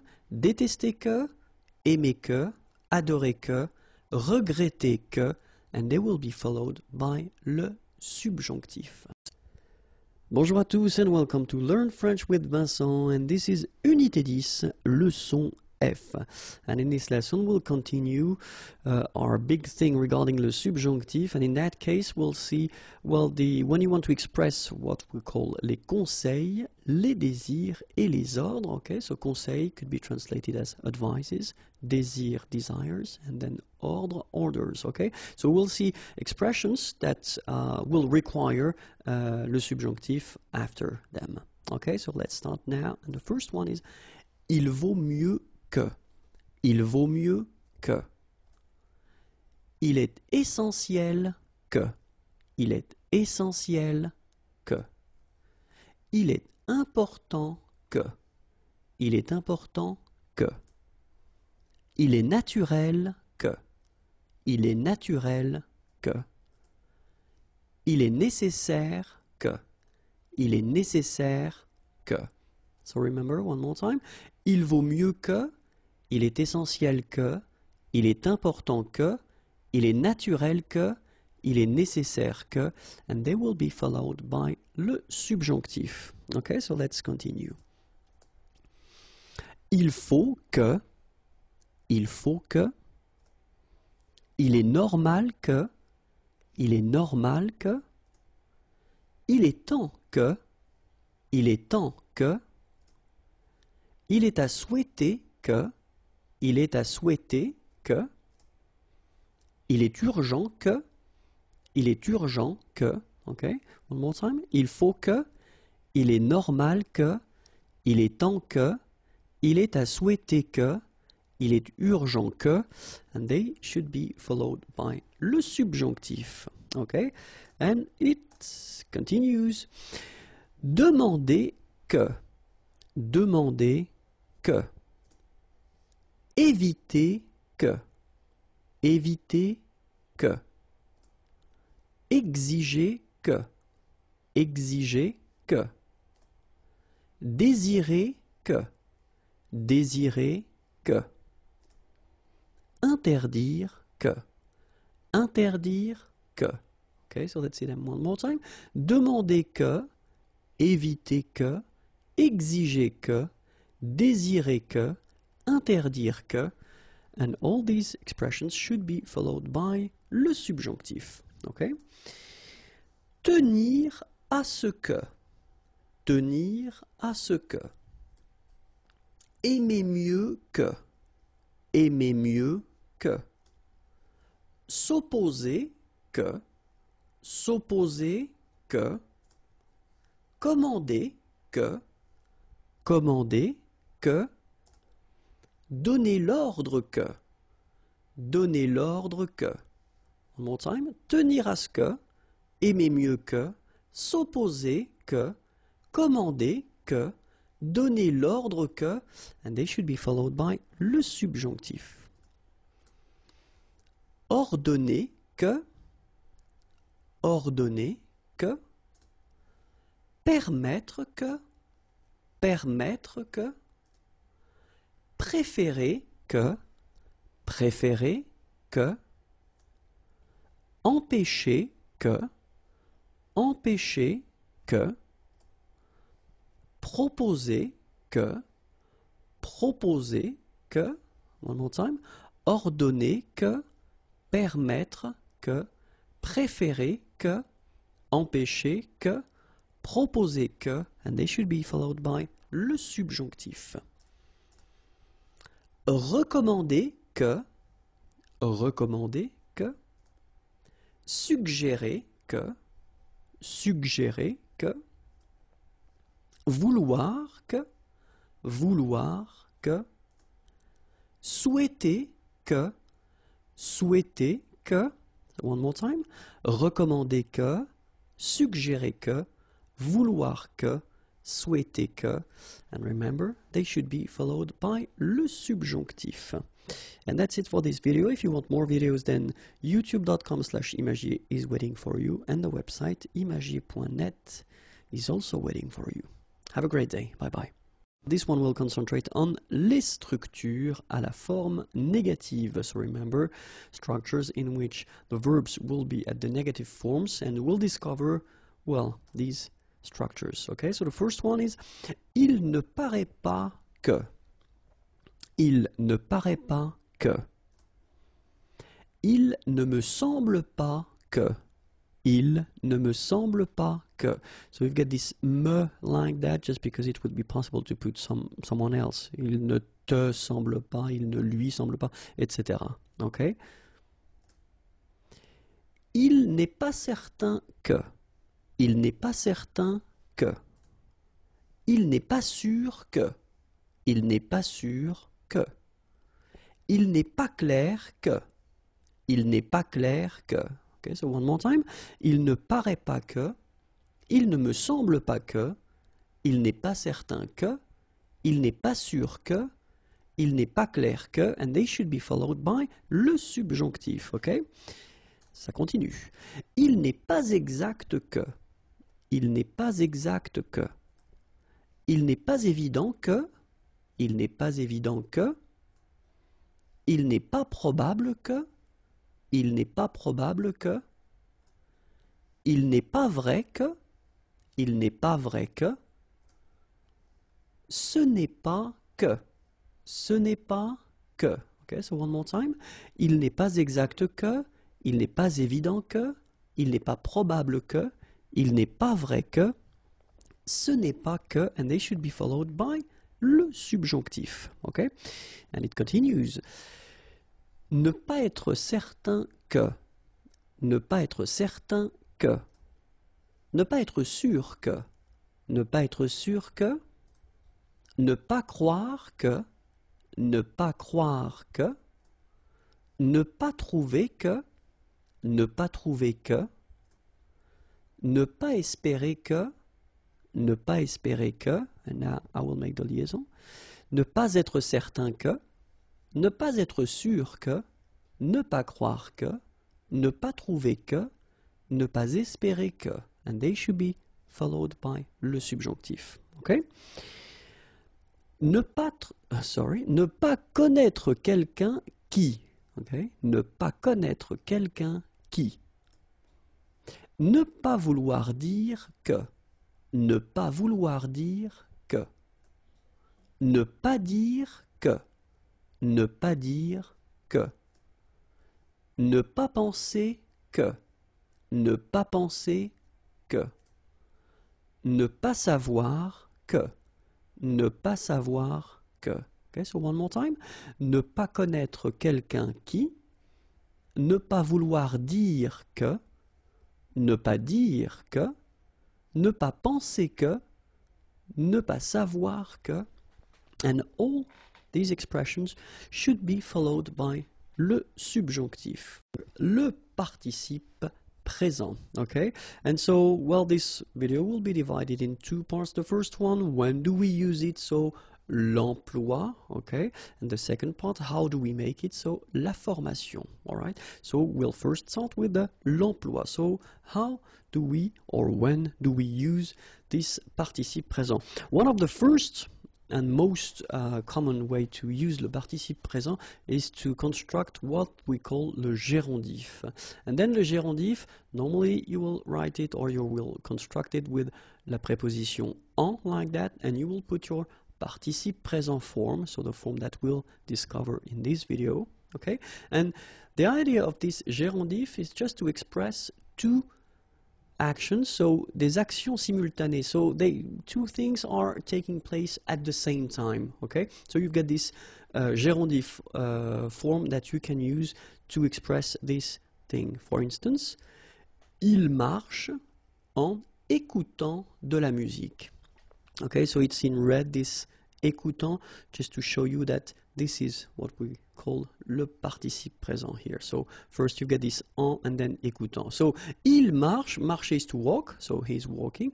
En écoutant, okay, and remember, so if we use this gérondif form, as I said, we want to express the fact that two things are happening at the same time.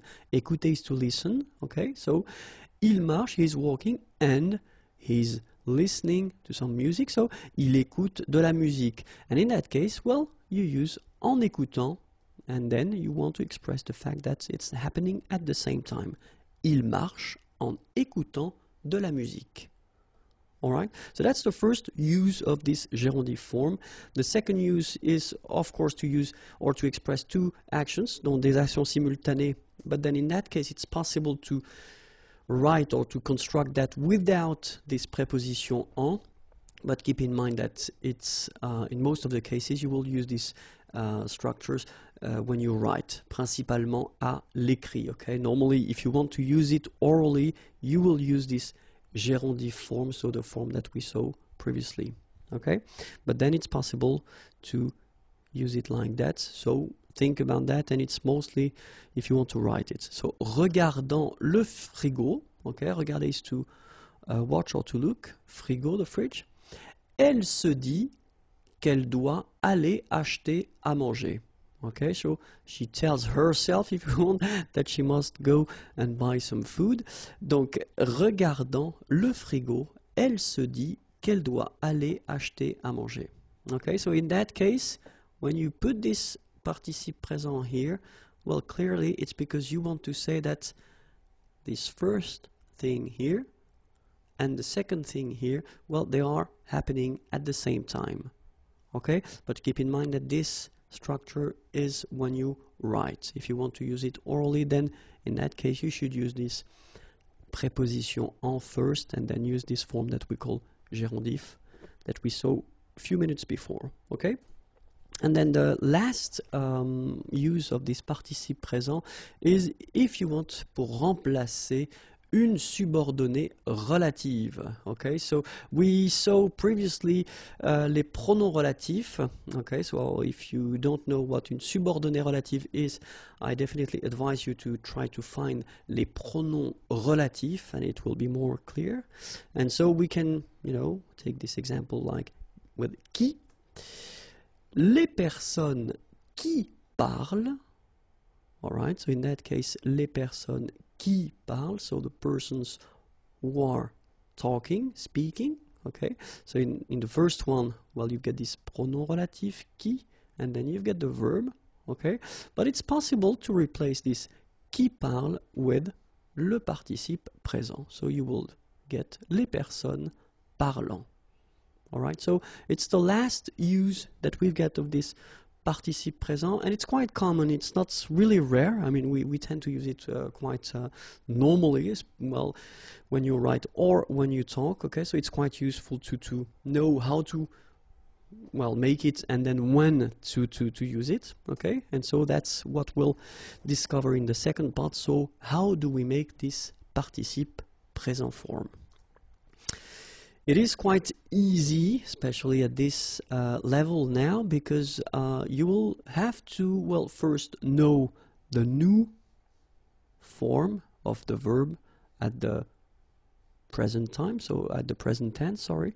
Nous parlons, okay? And then if you remember this ONS ending is usually the ending for nous, so first you need to spot it.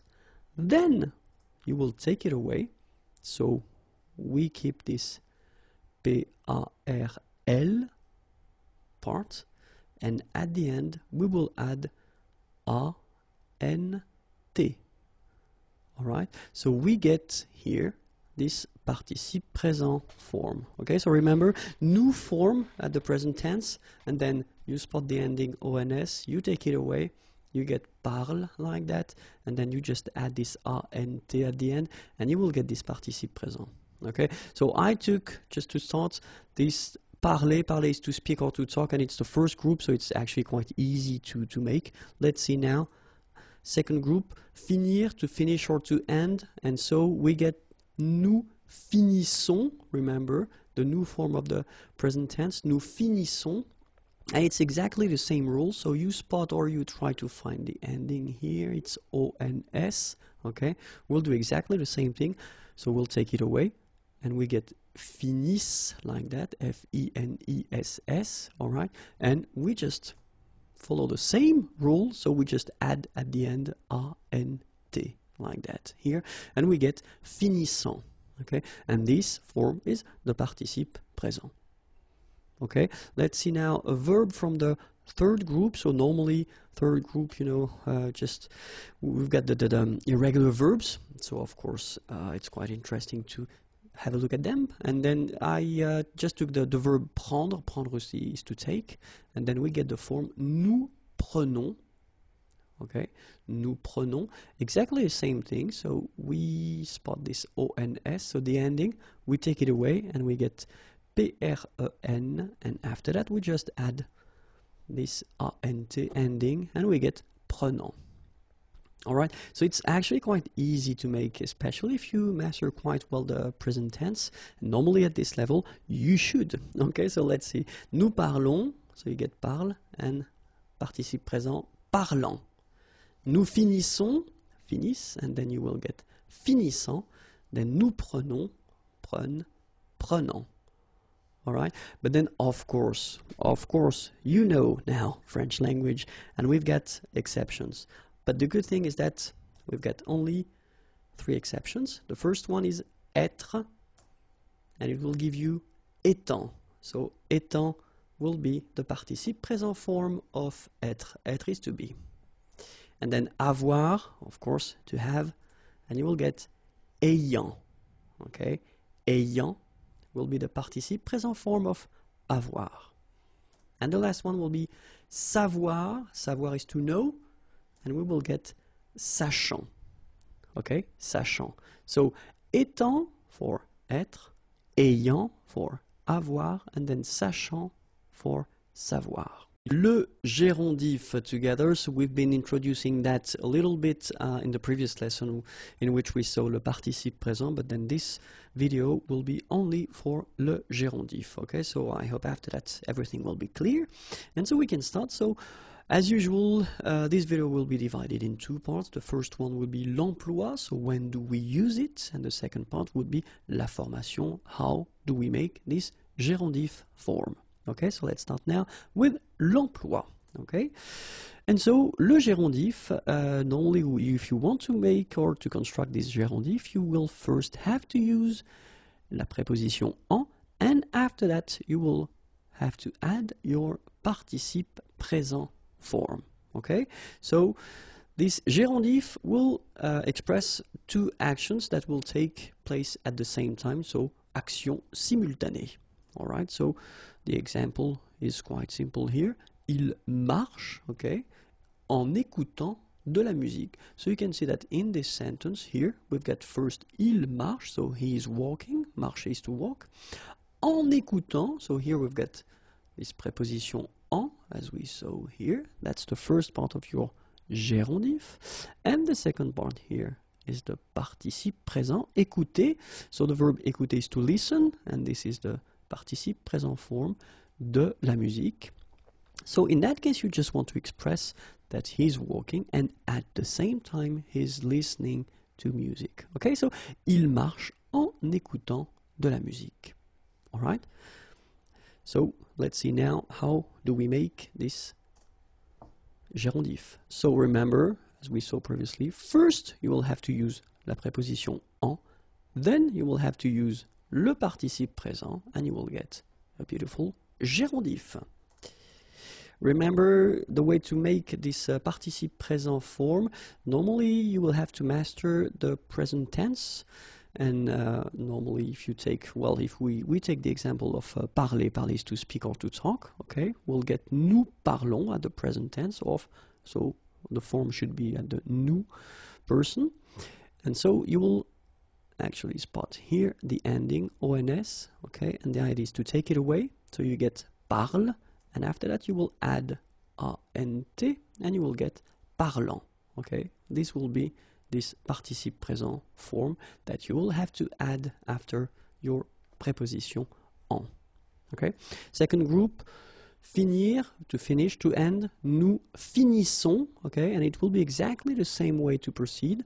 So we spot this ons, so the ending, we take it away and we get finissent, and after that we just add this ant ending and we'll get finissant.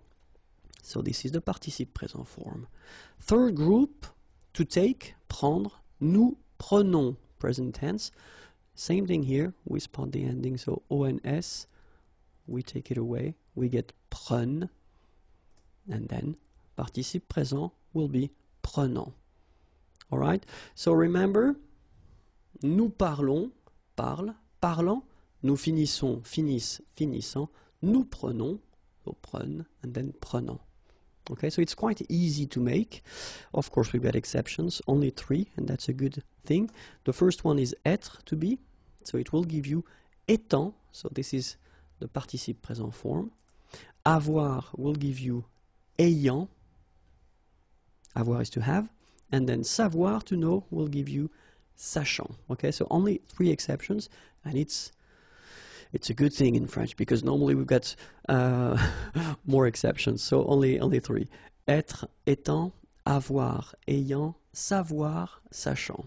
Okay, so let's see now 2 examples. So I wanted to write them just to make it clear that make it sure that everything is clear. I will manage. Il mange et il regarde la télévision en même temps. Okay, so il mange, manger is to eat, et il regarde, regarder is to watch, la télévision, en même temps, the expression means at the same time. So in that case, in that sentence, it would be possible, of course, to write this sentence like that. Il mange et il regarde la télévision en même temps. But then, as we saw, and that's the whole idea of this video, we've got this gerundive form possibility just to avoid well, repeating this or using this en même temps, okay, and just to make it, well, shorter. So in that case, what we could do is we could, well, keep the first part, of course, il mange, all right, and then instead of il regarde la télévision en même temps, well, this en même temps will go away because at the same time we don't need to repeat it because, well, that's the whole concept of the gerundive, and then we just need to transform il regarde, all right, so it will become regardant for the participe présent form, and just before we'll put this preposition. So il mange en regardant la télévision. Okay, so it's exactly the same thing, but then, of course, the sentence is much shorter. And then the second example that we could have here, elle dessine et elle téléphone à son ami en même temps. Okay, so dessiner is to draw, téléphoner, well, to phone, à son ami, at her friend, en même temps, at the same time. Okay, so exactly the same thing, we just want to make the sentence shorter and lighter, so we'll keep first, of course, elle dessine, so the first verb should be here, but then here we've got et elle téléphone, so we should modify this téléphone and then put the participe présent form. So the participe présent form of téléphoner is téléphonant. Okay, before that we put la préposition en, and we continue the sentence à son ami. And that's it. Elle dessine en téléphonant à son ami. Le superlatif. So the superlative in English, it would be the most or the least. Okay, so we'll see how to make it in French.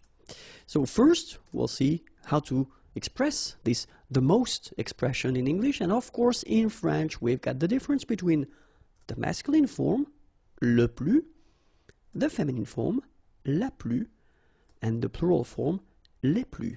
Okay, so keep in mind that I don't pronounce this final S here, so we get le plus, la plus, les plus. Okay, and then if we want to express this the least, in French it will be le moins, feminine form la moins, and then the plural form les moins. Okay, so le moins, remember when we combine this O-I-N together, we get the sound ouin, ouin, ouin, okay, and we don't pronounce this final S. Le moins, la moins, les moins. Okay, so let's see now. Le plus, le moins, la plus, la moins, les plus, les moins. And normally, in most of the cases, they will be followed by whether an adjective or then an adverb. Okay? And in this video, we'll see how to construct this superlative form, first with an adjective and after that with an adverb. Okay? So, first part adjective, second part adverb, and then we'll discover in this first part les adjectifs. So, how to construct un superlatif avec un adjectif. And I wanted to, well, take some easy sentences just to make it as clear as possible, okay? And so this sentence is quite simple, but quite interesting if you have a look at it. Il est le plus grand. Okay, so this is le superlatif. We take the adjective grand, and it's tall, okay? Il est le plus grand. So have a look here. We've got le, just because we've got the subject here, il, okay? And it's masculine, singular, le, and then plus, and we put the adjective grand just right after. Okay? If you have a look at the feminine form, it's quite interesting because you've got elle, so she. Elle est la plus grande. So the first thing that we've got to see is that we will use this la, okay, because it's the feminine form, so we should put la. It's the singular, feminine, so la. Plus doesn't change. And have a look at your adjective, so grand. You will have to add this at the end of your adjective just to get the feminine form of your adjective, okay? Keep in mind that we've got some adjectives that change a little bit more than this one. If we want to put the feminine form, we saw that in a previous video, so if you want to have a look, you should use the search engine of the channel and use this adjective keyword, okay? And then if you have a look now at the plural form, ils sont les plus grands. Okay, so here we will put this plural form because we've got ils here, they, okay? So les, plus, and then have a look at your adjective here, grand. Remember, we will put this final S at the end of the adjective just to mark the plural form. And for the feminine form here, so we've got the elles, so they, but the feminine form, elles sont. So les will stay the same, okay? So it's quite a good news because les will cover the plural, so whether it's masculine or feminine, it will be the same, les here, okay? But then your adjective grand, of course, should first have this mark of the feminine and S mark of the plural form. Okay? So let's see how they sound now. Il est le plus grand. Elle est la plus grande. Ils sont les plus grands. Elles sont les plus grandes. Okay, so phonetically, what you can hear is that this first form here for the masculine, grand, so you don't pronounce the final D, will be exactly the same as the plural form for the masculine, grand. You don't pronounce the final D, you don't the D here, and you don't pronounce the final S. Okay, so grand, and then same thing here, grand. And regarding the feminine form, you will pronounce it grande. Okay, don't insist on the final but then pronounce this D, grande, and then exactly the same pronunciation, grande. All right, so you don't pronounce this final S. Okay, so one more time. Il est le plus grand. Elle est la plus grande. Ils sont les plus grands. Elles sont les plus grandes. All right. So what if we put this least concept? So it would be il est le moins grand. So it will follow exactly the same rule. So first you will put this le just because it's masculine, and then you put your adjective after.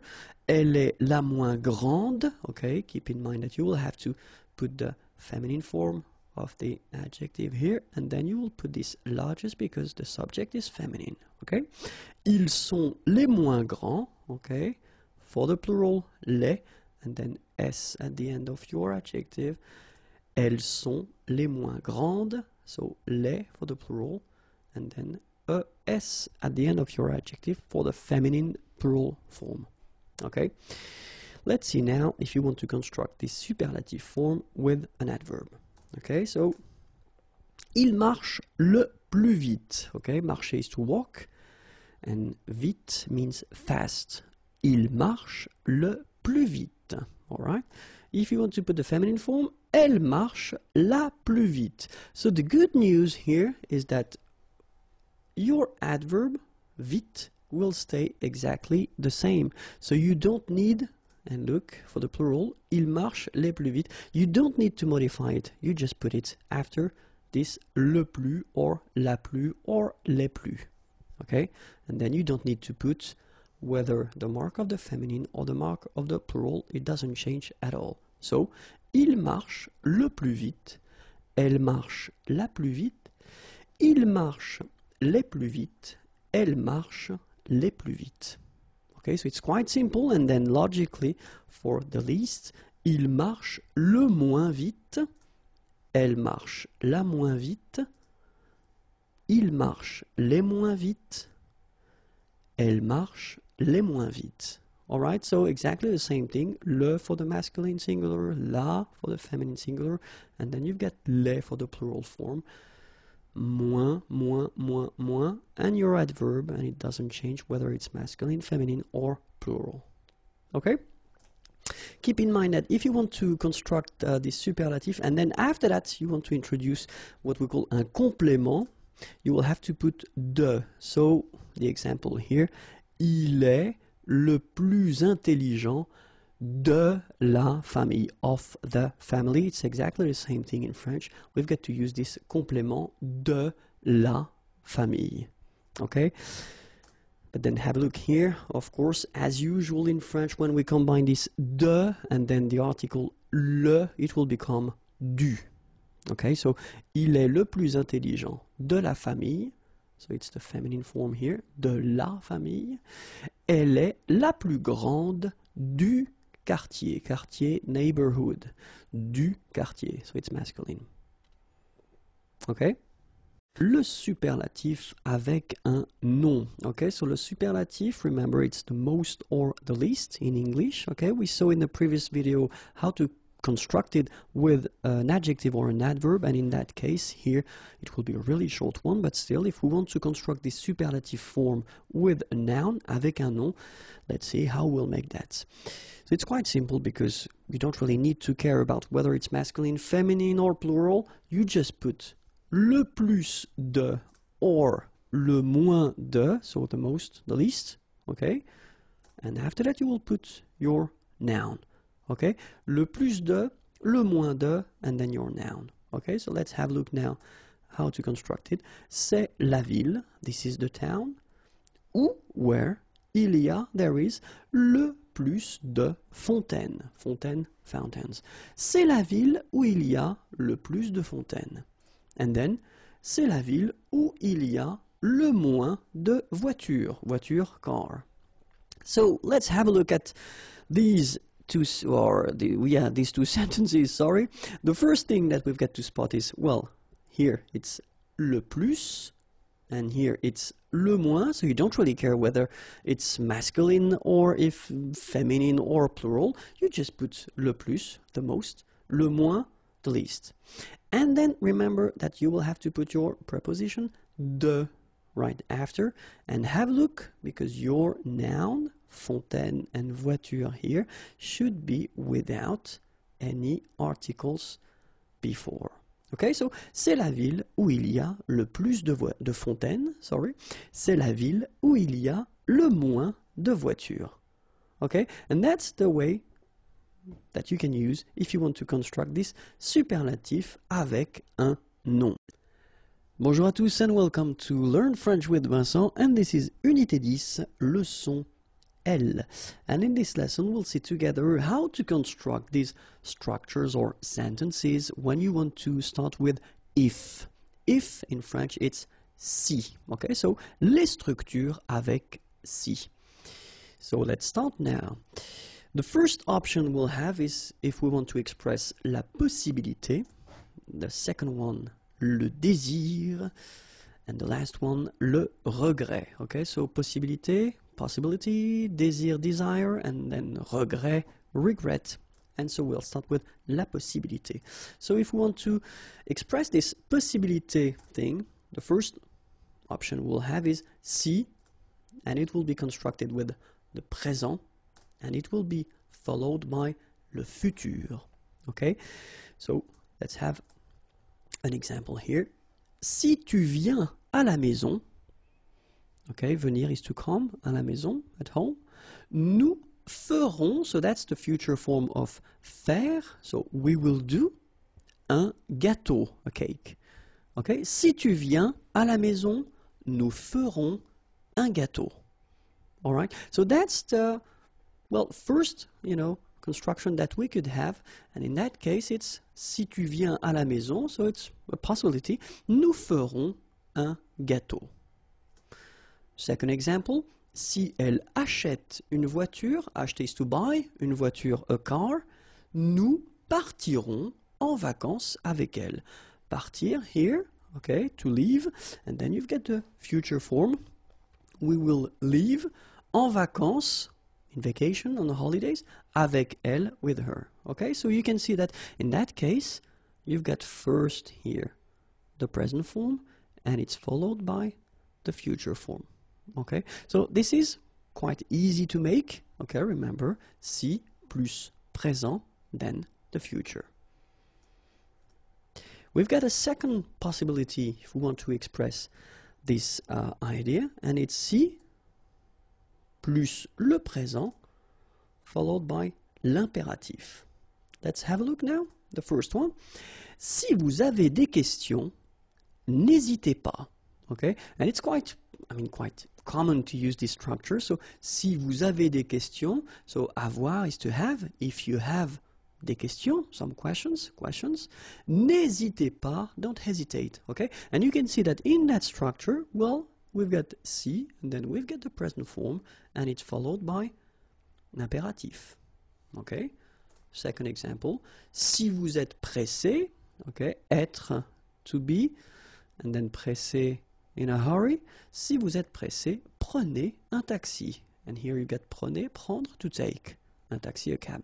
Si vous êtes pressé, prenez un taxi. Alright? So remember, it would be possible to use this si and then the present form, and it's followed by l'impératif. Okay? So keep in mind, if we want to express this possibility thing, the first one, si, and then the present form followed by the future, or si, and then the present form followed by l'impératif. Second category, if you want to express the desire, le désir. And then normally we will use si avec l'imparfait, and it should be followed by le conditionnel présent. Ok? Donc si plus imparfait, and then conditionnel présent. Let's take one example here. Si je gagnais au loto, je ferais le tour du monde. Si je gagnais, gagner is to win, au loto, je ferais, it's the conditional form of to do, faire, okay, so I would do, okay, le tour du monde. Okay, so I would travel around the world if you want, but then in French we would use this, je ferais le tour du monde. Okay, and then the idea is that here it's a desire, it's something that you would like to do, okay, but maybe it would happen, but you're not sure about that. Okay, so si je gagnais au loto, je ferais le tour du monde. And then the second example, si elle pouvait, elle prendrait une semaine de vacances. Okay, so here you've got this pouvoir form, can, and it's at the imparfait form, and it's followed by the conditionnel présent, prendre, to take, okay, une semaine, 1 week, de vacances, vacation, okay, holiday. So if she could, she would take 1 week off if you want, okay, or vacation week. But then in French, remember that we will construct this sentence first with si, and it should be followed by l'imparfait, and that's the rule. Then, after that, you will put this conditionnel présent form. Okay, so this is normally the tricky construction, because in many cases students will start to make this si and then. As in it's the case in many languages, they would put this first the conditionnel présent, and then it would be followed by the conditionnel présent. But no, in French, keep in mind that si, then you will put this imparfait form, je gagnais, elle pouvait, and after that you will put this conditionnel présent, je ferais, elle prendrait. Okay, and the last one, le regret. And only if we want to express this regret concept, then we will start with si, and it should be followed by le plus que parfait, and after that you will put, hop, conditionnel passé. So this structure is really when you regret something. So it's over now. It's not possible to change anything because it's in the past, okay? But then, let's see one example. Si j'avais eu le temps, j'aurais pris un café. Okay? And the main concept in that, with that structure, is that it's over, so it's not possible, so you just regret that. Si j'avais eu le temps, okay, so if you can spot this thing, it's avoir, and it's at the, sorry, plus que parfait form, okay, si j'avais eu le temps, j'aurais pris, here it's prendre, to take, and if you have a look, it's at the conditionnel passé form, un café. Okay, let's see the second example. Si vous aviez vu le film, vous auriez pleuré. Okay, so here you have voir, okay, and it's the plus que parfait form. Vous auriez pleuré. Here you get pleurer, okay, to cry, and it's at the conditionnel passé form. Okay, so that's the, well, classic structure that you can use if you want to express regrets, okay, with this if structure. Okay, well, that's it. If you want more videos, then youtube.com/imagier and the website imagier.net is waiting for you. Bye bye. Le discours indirect. So first, we'll see a few examples just to make it clear and to, well, discover what this discours indirect is. After that, we'll see how to make it, so la formation. And the last part will be, well, we'll discover together the verbs that you could use to introduce this discours indirect. Okay, but then let's start with les exemples, few examples. Okay, and well, it's quite interesting because I wanted to put simple, well, sentences here. Elle pense, penser is to think. Le vendeur est compétent. Okay, le vendeur, the seller, is compétent, competent. So it's of course it's possible to use a sentence like that, you know, elle pense, and then you put deux points and ouvrez les guillemets, le vendeur est compétent. What if I would like to transform this sentence and use this elle pense que, okay? So same thing in English, it could be she thinks or she thinks that. And that's the whole concept of this discours indirect. And the sentence could be transformed like that. Elle pense que, so she thinks that. And have a look, le vendeur est compétent. So it's quite easy in that case, and of course I took on purpose a simple sentence to start, but then it's just to show you that, well, the sentence doesn't change that much. Of course you will have to take this guillemets away and then deux points, so everything should go away, but then in that case the sentence doesn't change that much. Elle pense que le vendeur est compétent. Alright? But then, of course, if you have a look at a sentence like that, il dit, dire is to say, so he says, je veux prendre un café. So, je veux, I want, it's vouloir, to want. Je veux prendre, prendre is to take, un café, a coffee. I want to take a coffee. So if you want to transform this sentence, it will be a bit different, because in the first sentence it was quite simple, because you had this il and elle, but in that case, well, of course, you've got the je veux, and you need to transform this thing, so you need to adapt it, because here we've got the subject, so subject is masculine, and then it's at the third person, so il dit. So you will put this que, as we had previously, and you will need to change je, you will need to change it into il, okay, because that's the subject, il.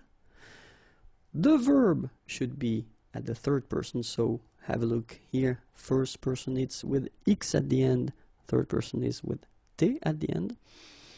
Prendre un café, well, it doesn't change. So normally it's the subject and the verb that will be affected if they are, okay? So in that case, il dit qu'il veut prendre un café. And of course, as usual in French, this que, if there is a vowel after, so remember this will have to go away. So you will get this qu'il. Il dit qu'il veut prendre un café.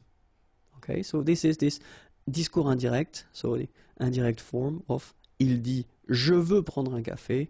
It will be transformed like il dit qu'il veut prendre un café. Okay, so a third example, elle promet je viendrai ce soir. Okay, promettre is to promise, and then je viendrai, so I will come ce soir. Okay, and here elle promet, okay, que, so we should first have this que.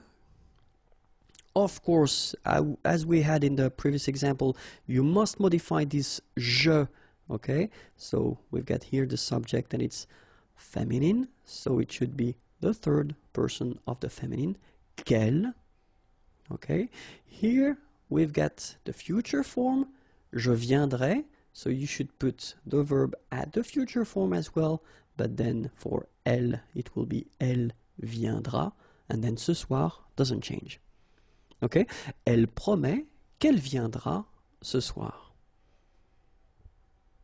So, if we want to discover, or not really discover because we saw that, la formation, so keep in mind that you will put first, well, the first sentence or the first part of the sentence, then que, okay, could be translated with that in English, and the rest of the sentence or the second sentence, okay, that you should, in some cases, modify. Okay, we're talking about the subject and the verb. Keep in mind that que, if it is combined, as we saw, with a vowel, will become que, like that. Okay, so needs to go away. So the example, the classical example that we had was que and il, and it's becoming qu'il. Could be que and elle, and it will become qu'elle, okay? Or if we're talking about first names, you know, first names that will start with a vowel, it will be exactly the same thing, okay? And so now let's see the verbs that you could have, or that you could use to introduce this discours indirect, okay? And the list will start now. Affirmer, ajouter, annoncer, déclarer, dire, okay, so affirmer, ajouter, annoncer, déclarer, dire, expliquer, promettre, répondre, admettre, assurer, all right, so expliquer, promettre, répondre, admettre, assurer, avouer, confirmer, constater, crier, démentir, so avouer, confirmer, constater, crier, démentir, s'écrier, s'exclamer, jurer, objecter, préciser, s'écrier, s'exclamer, jurer, objecter, préciser, prétendre, proposer, reconnaître, remarquer, répliquer, prétendre, proposer, reconnaître, remarquer, répliquer. And the list could continue, but then still I wanted to introduce the, well, main verbs that will, well, require, or that you could use to construct un discours indirect. Keep in mind that you will have to put this que after these verbs. Okay. Bonjour à tous and welcome to Learn French with Vincent, and this is Unité 10, leçon N. And we'll see in this video, le discours indirect, so it's the second part of this discours indirect, and in that case we'll see les expressions de temps. Just because, as we saw, normally in most of the cases the thing or the things that will change when you want to construct this discours indirect are the subject and the verbs.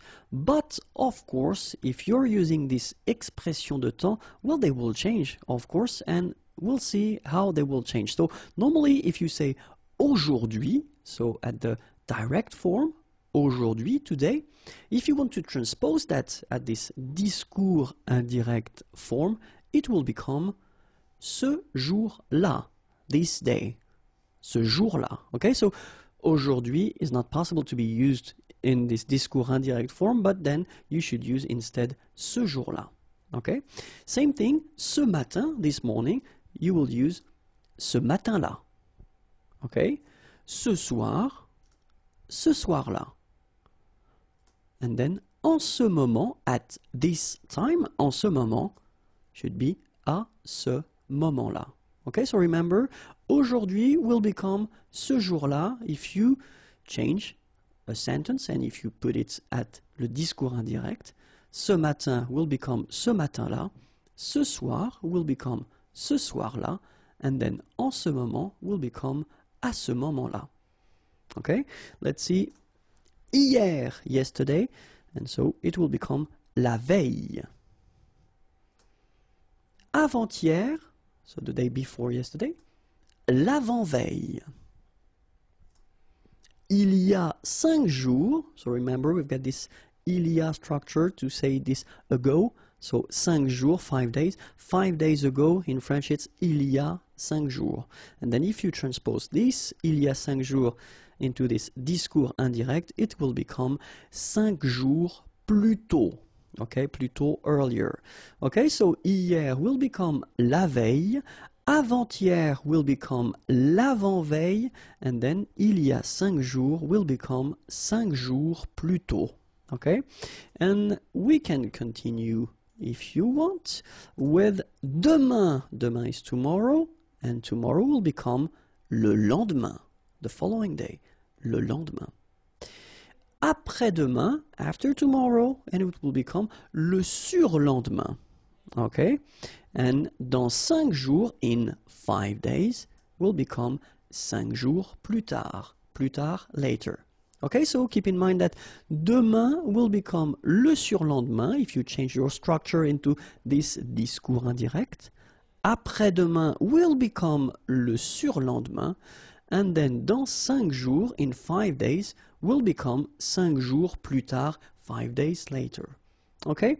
That was it. It was simple and short, and I hope it was clear. If you want more videos, then youtube.com/imagier and the website imagier.net is waiting for you. Have a great day. Bye bye.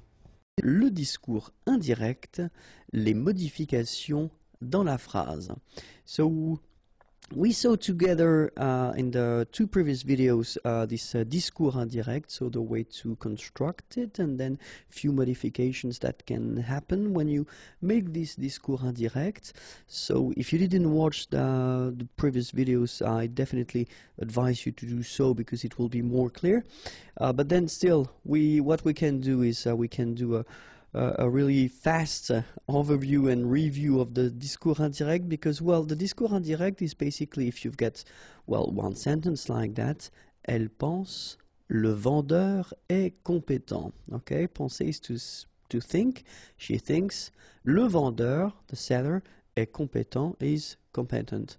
Okay, so in that case, it's possible to have this kind of structure, okay, but then if you want to combine these 2 sentences into one, you can just modify it, and that's what we call the discours indirect in that case, because you will get elle pense, so she thinks, que, that, and then you continue your sentence. Le vendeur est compétent.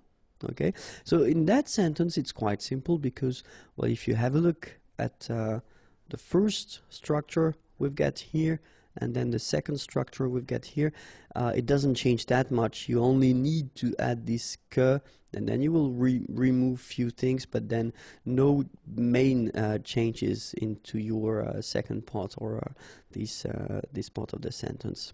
Okay, but we'll see that in this video, of course, in some cases when you switch or when you modify and you make this discours indirect, well, you will have some quite important modifications in your sentence, okay? But then, well, the rule goes like you will first have the first part of the sentence, then you will have your que, okay, that, and then the sentence will continue. Okay, so that's the whole concept of this discours indirect. So it evolves around this que thing, and then remember that, of course, as usual in French, if we've got vowels coming after, then this will have to go away. Okay, so let's see now one first example. Il dit, okay, dire is to say. He says, je pense que le film est bon. Je pense, so penser, I think, that le film est bon. Okay? So if you want to modify this sentence, of course, you will have to change it a little bit, because it's not possible to say, il dit que je, okay? So the subject, it's not possible to continue with je in that case, because you will have to modify it and adapt it. So in that case it should be il, okay?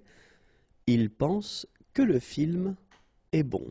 Alright, so that's the only thing that you will have to modify, so it's not really difficult, but keep in mind that, of course, if the subject goes like that, so je, of course you will have to modify it and, well, put it according to the first subject here, so il dit. Okay? Let's see now a second example. Il dit, je te regarde. Okay? So, same thing. So, il dit, to say, so he says, je te regarde. So, if you remember, we saw these pronouns before. So, I am looking or watching you. Okay? But then in French, we put this pronouns before the verb, okay? And it's interesting because in that sentence, of course, you can notice that we will have to modify this first je, pronom personnel, and then, well, probably we'll have to modify this te as well, okay? Because I look or I watch or I look at you, okay? This you must be changed, of course, if we switch it to the indirect discours. Okay, so let's see now, and it's quite interesting because in that case, if you get the sentence just like that without any previous informations, whether this te is for a boy or a girl, then it can be quite tricky because we don't really know, and we'll have two options. The first one, il dit qu'il. Okay, so this il is the je that you modified, or you modify according to il here. Okay, so it must be the same. And then it can be le if the person is masculine. So if he is looking at another person who is a man or a boy, so in that case it should be le. Il le regarde. Okay, and then the second option, well, it's almost the same, but if you look carefully, il dit qu'il la regarde. Okay, and in that case, it would be a woman or a girl. Okay, according to what was, well, previously said. So in that case, we really need to know before whether we're talking about a boy or a girl, a man or a woman. Okay, because if we don't, then it can be tricky to modify and put this discours indirect, because we won't have any clue whether it's le or la. Okay. Another example, il dit je présente ma proposition. Okay, so here same thing. So yeah, if I translate the sentence, it's quite well simple. So dire is to say, we saw that previously. Je présente, présenter is to present. Ma proposition, my proposition or proposal if you want. Okay, je présente ma proposition. So in that sentence, we know, of course, because we've been seeing that in the previous examples, that je will have to change. And then, in that case, we assume that this ma, so adjective possessive, will have to change also. And let's have a look. So, il dit qu'il, okay, so exactly the same thing that we saw previously, présente, and then you will have to adapt, of course, this adjective possessive, so it won't be the first one, so ma, my, okay, but it will be, well, ça, so third person of the singular. Okay, remember that in French we will put this feminine form ça just because the word it is connected to, so proposition, is feminine. Alright? Okay, so il dit qu'il présente sa proposition.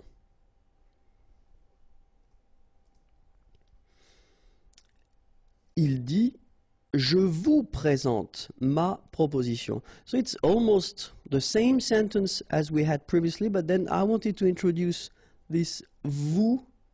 Okay, so another pronoun. Je vous présente ma proposition. Okay, so as we saw previously, je will change, so ma will change as well, and then probably this pronoun will change as well. So let's have a look.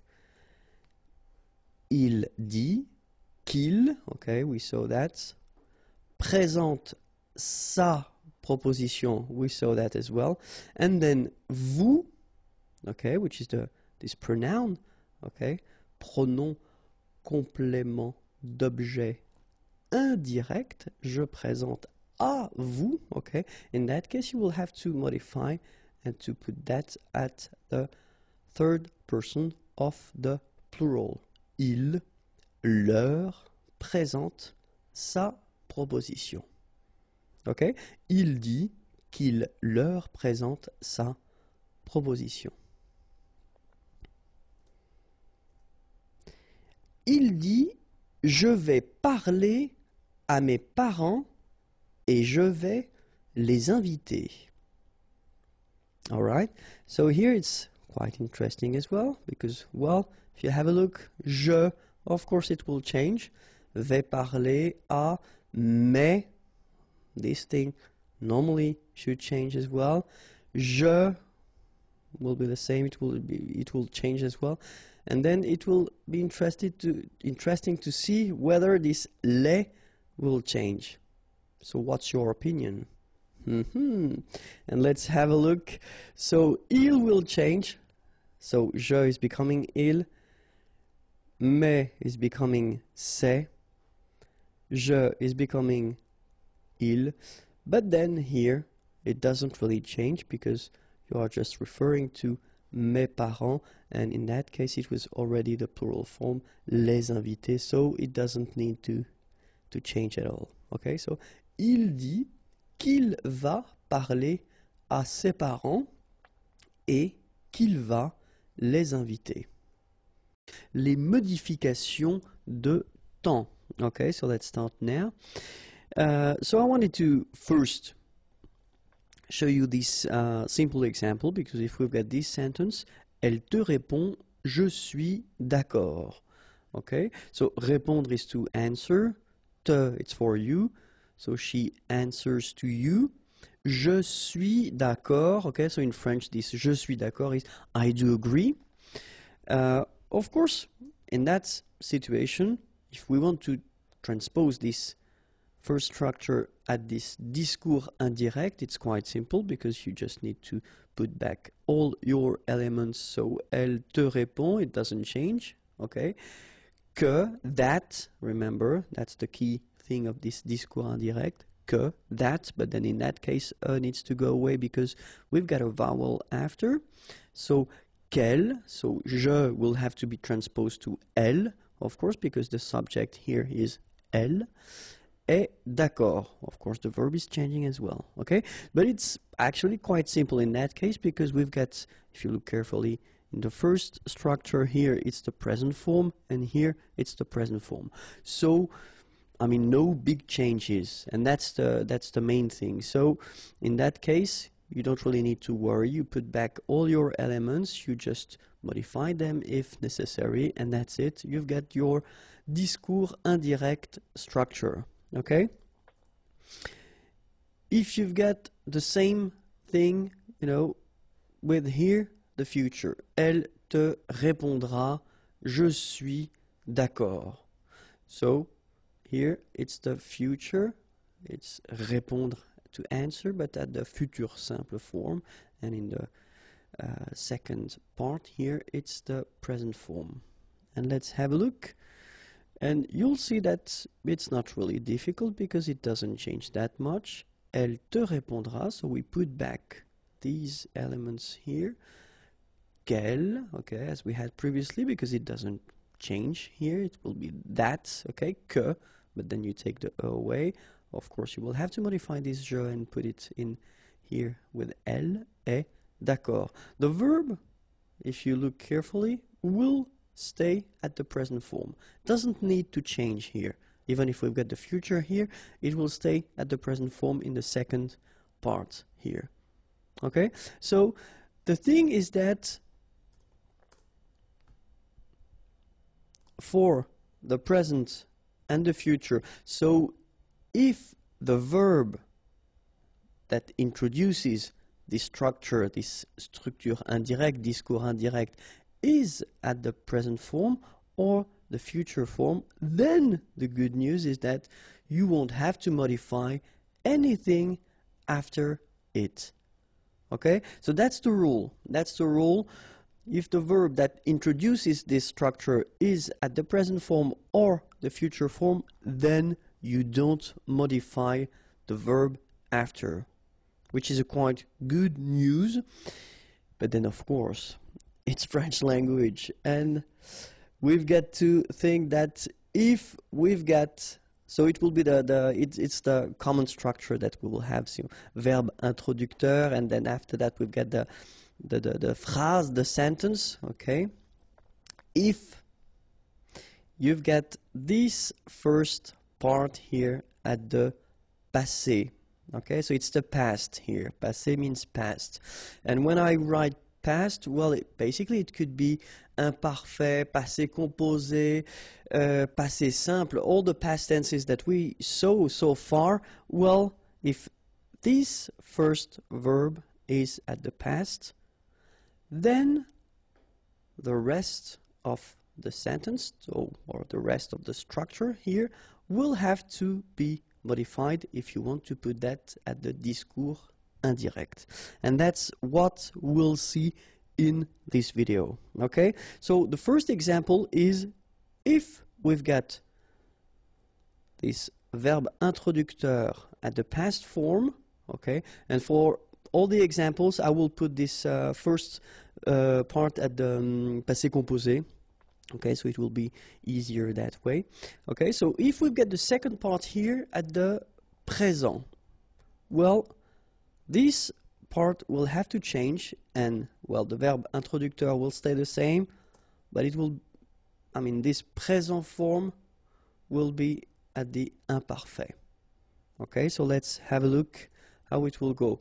So, as I said, first verb, I did put that at the passé composé form, and it will be always the same for all the examples. So I will keep the same sentence and I will keep the same verb, and it will be at the passé composé. Elle t'a répondu, je suis d'accord. So we've got exactly the same sentence as we had previously when we had the present present or then future present. In that case, so as we saw, we've got passé composé and then present form. And if you remember what I just told you previously, then the rule goes like that. This first part doesn't change. It is still at the passé composé form. But the second part here, so your present form will be changed and you will have to put the verb, so it's the verb to be, it's être. You will have to put it at the imparfait form. That's the rule, okay? Don't need to think why, how, etc. No, just put it at the imparfait, okay? And you get the sentence, elle t'a répondu qu'elle était d'accord. All right? So this is the way that you should follow if you want to make this discours indirect. And in the first part you've got, well, the past, and in the second part you've got the present form. Okay? So let's see now, how do we do if we've got, well, still the same thing, so the passé, and we've got in the second part le passé composé. Well, of course, the first part will stay the same as we saw, but then this passé composé form will become plus que parfait. And let's have a look. Elle t'a répondu, j'ai été d'accord, okay? And so, j'ai été, this is the passé composé, j'ai été d'accord. So that's the thing that we'll have to change, and we'll have to modify it and put it at the, like here, elle avait été.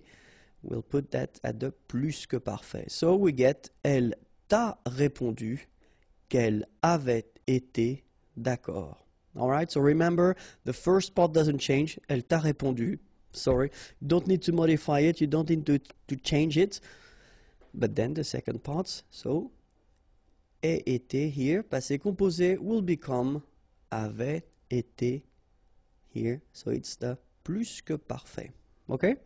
So let's see now another possibility. If we've got, so still the passé form in the first part, and then if we've got this futur simple form in the second part, then this futur simple will change and it will become futur du passé. So it's a strange thing because we tend to call that, you know, futur du passé, but well, technically it's conditionnel présent. All right, so that's the way you will have to maybe remember it. Oops, the accent was in the wrong direction. It should be like that, okay? But anyway, it's the conditionnel présent form that you will have to put here.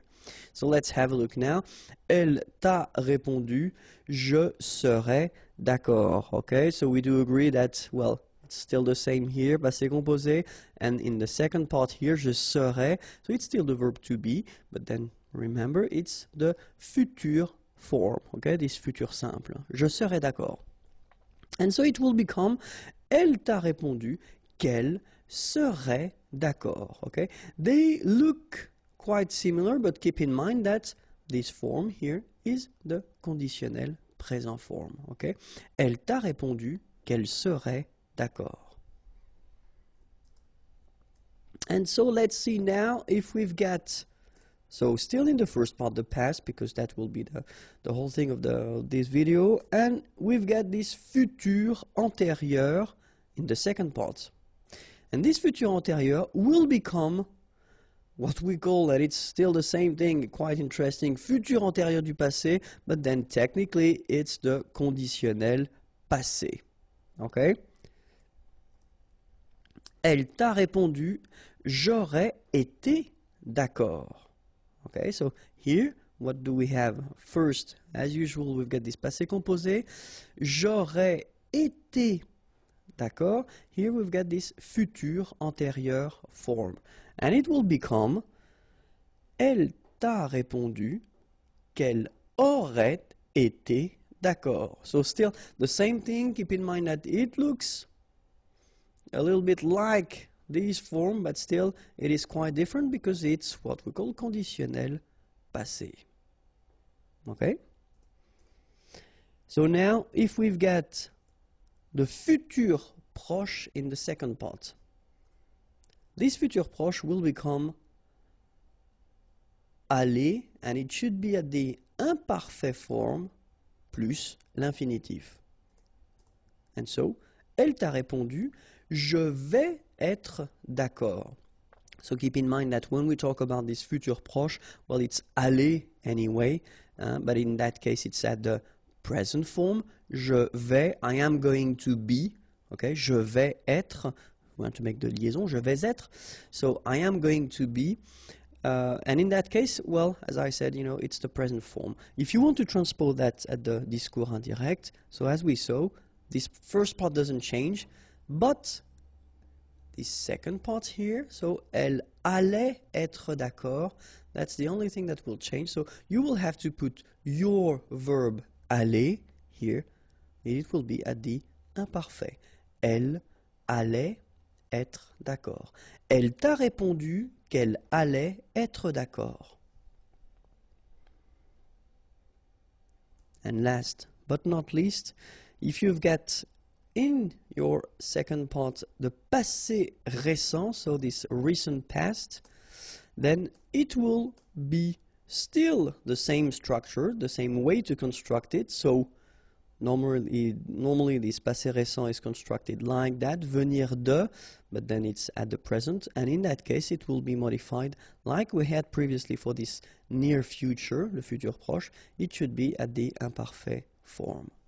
Okay, so let's have a look. Elle t'a répondu, je viens d'être d'accord. Okay, so this is what we call le passé récent. So it's the verb venir, and here it's the present form. Okay, and you will have to modify it and to put it at the imparfait form here.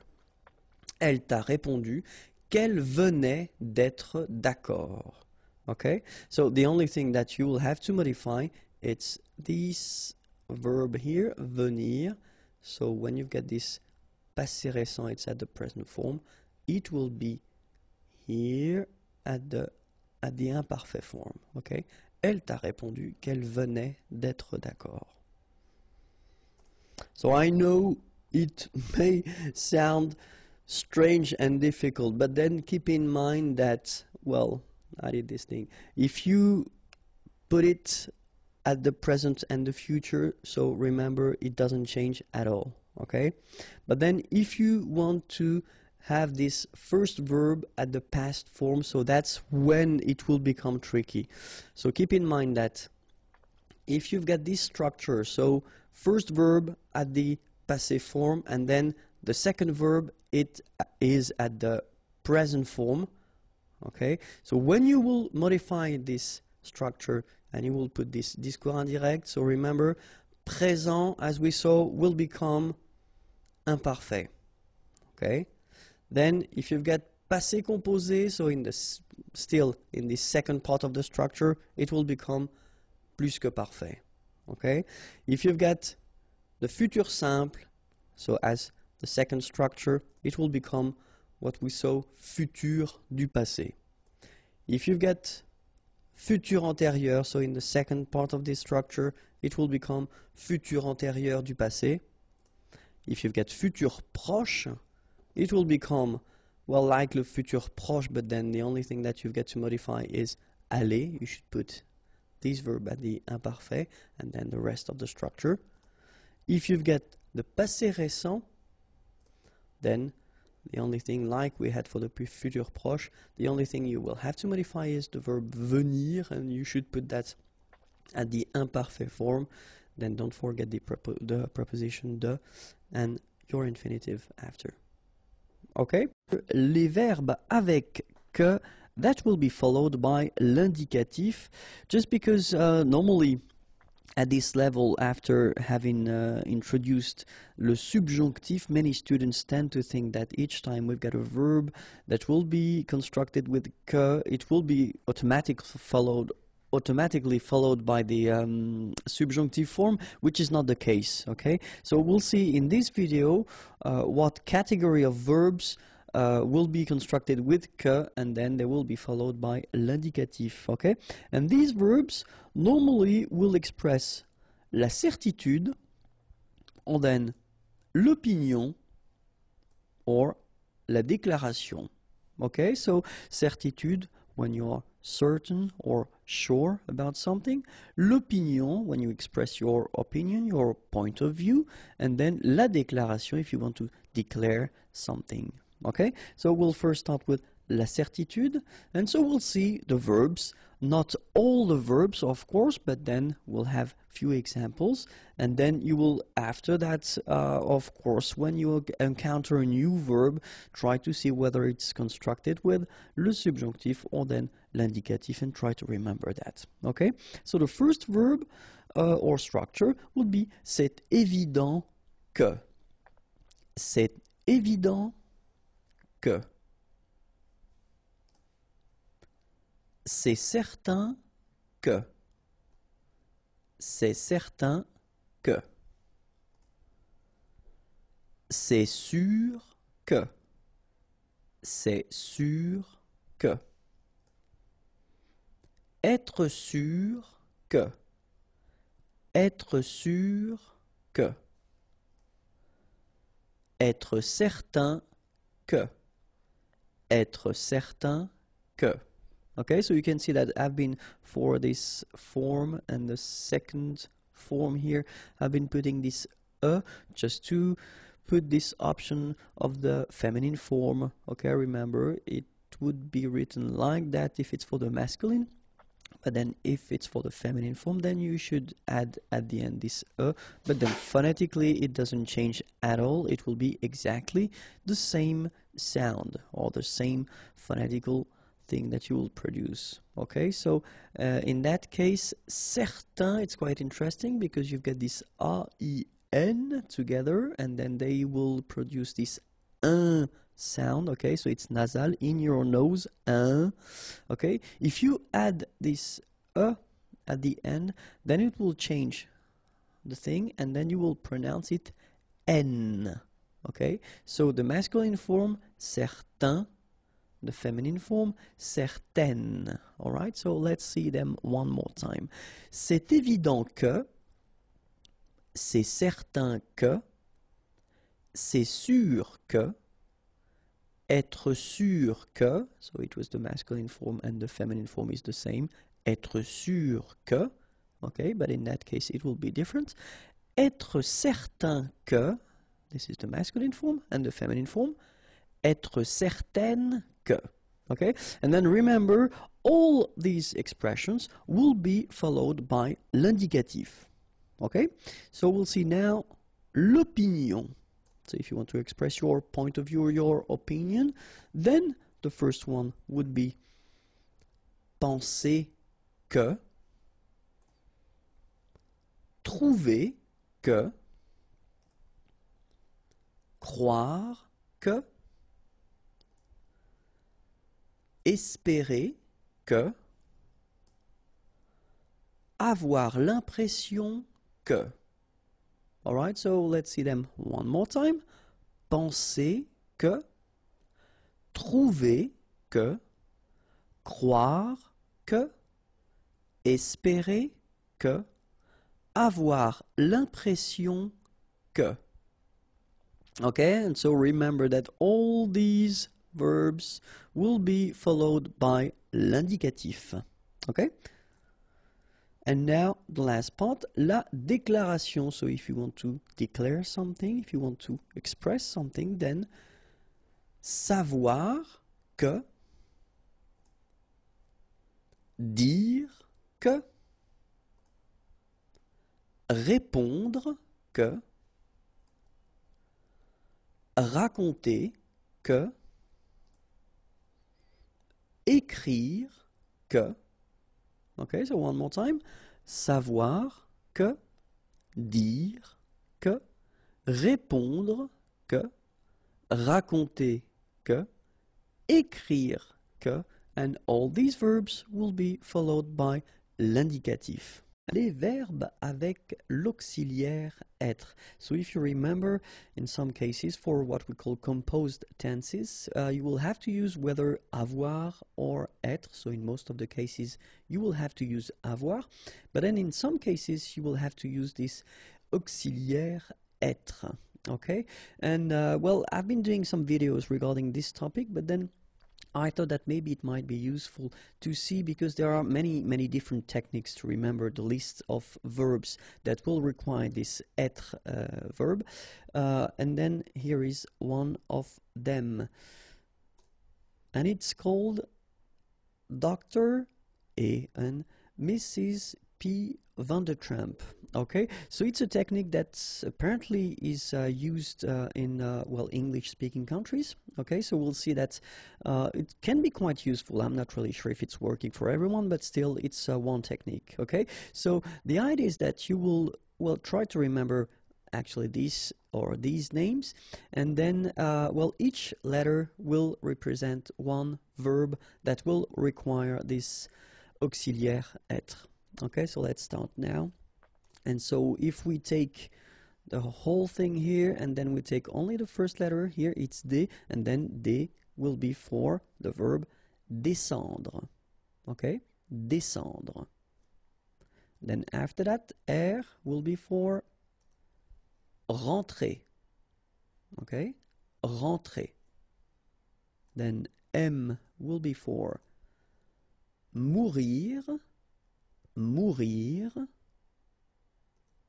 R will be for revenir. Revenir.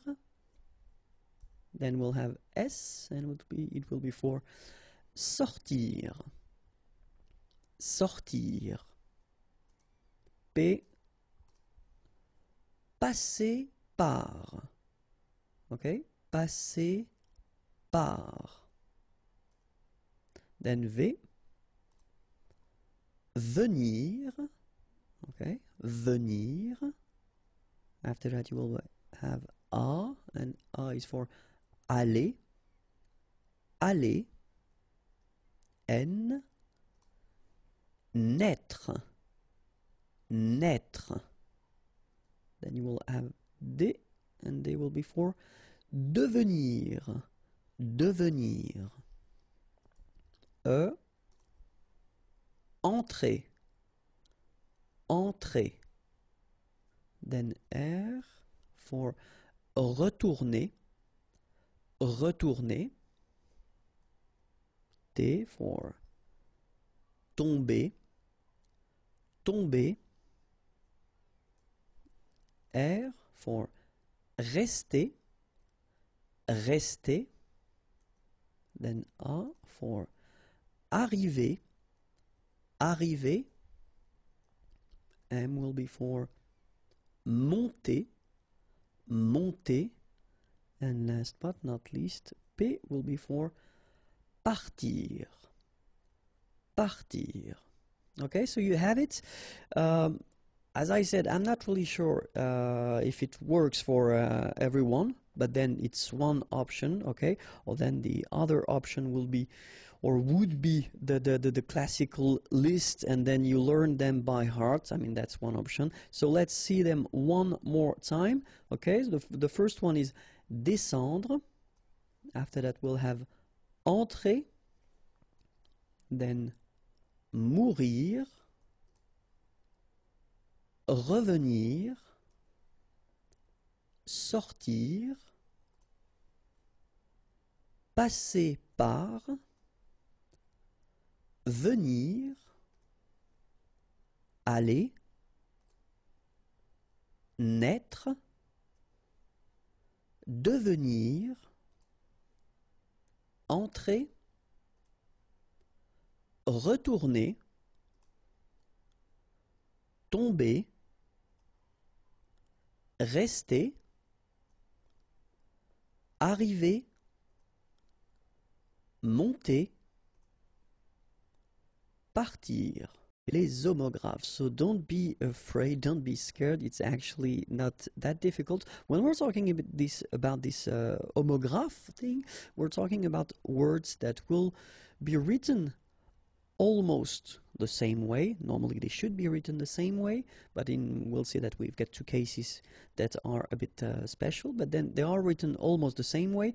But then according to the gender, so whether it's masculine or feminine, the meaning of the word will change. Okay, so we'll see the first one. The first one is immoral. Okay, immoral. And so you can see the meaning here in English, okay? And so if we see the feminine form, and I wanted to start with this one because, as I said, in most of the cases they will be written the same way, but in that case you get this at the end, which is silent, so you don't pronounce it. So clearly it is the same pronunciation for the two words, but then in that case it's feminine, une morale, okay? And here is the meaning in English, okay? So un moral, une morale. Okay, so let's see the second now. Un moule, okay, and you've got here the meaning, un moule, and the feminine form, une moule, all right, une moule. Okay, keep in mind you pronounce them the same way, but then, as you can see, the meaning is different. Le physique, and here is the meaning, and then la physique, and you've got here the meaning, okay? Le physique, la physique. Un poste, and here normally, so post or position, we're talking about a job, okay? Un poste. Une poste, and here is the meaning. Un tour,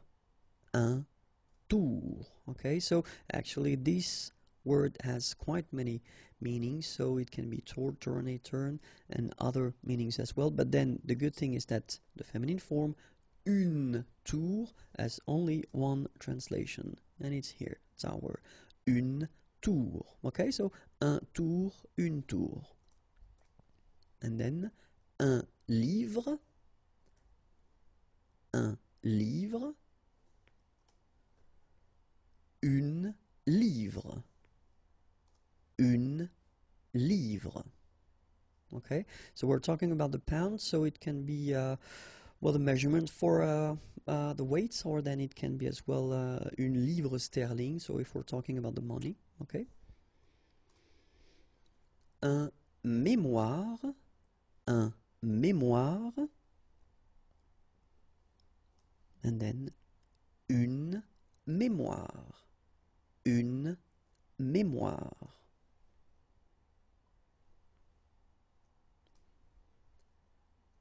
capital, so here we're talking about money. Une capitale, so you can see that we pronounce it the same way, but as we had previously, you've got to put this at the end, okay? Un voile, une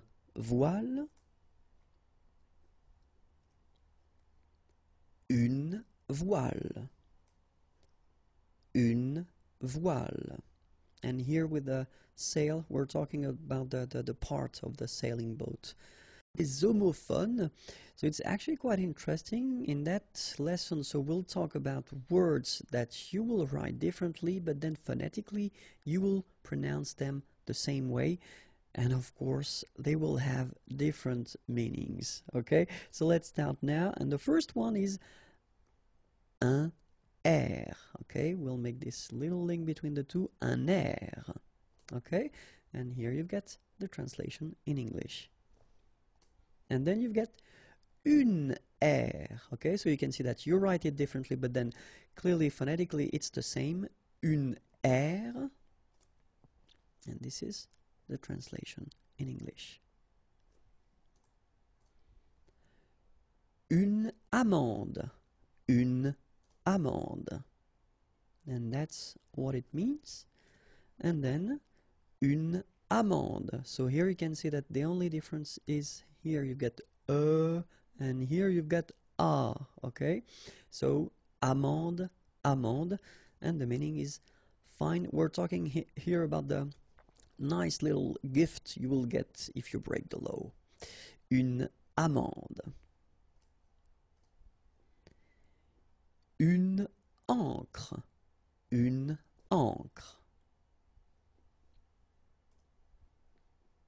feminine as well, une encre. Okay, so you can see here that the only difference is a here and then here. Okay, so une encre and une encre, it's the same. Un bar. Un bar. And then une barre. Okay, so you can hear that it's exactly the same way that you pronounce, but then you get r, and then e. Okay, une barre. Okay, so in that case it's this adjective, bon, and the meaning is good in English. Okay, bon, all right, and here we've got substantive, un bon, un bon, un bout. Remember, final T not pronounced, un bout, une bout.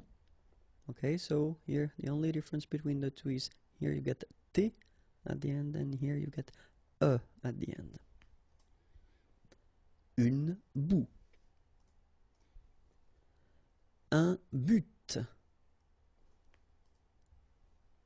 Un but. Une butte. Une butte.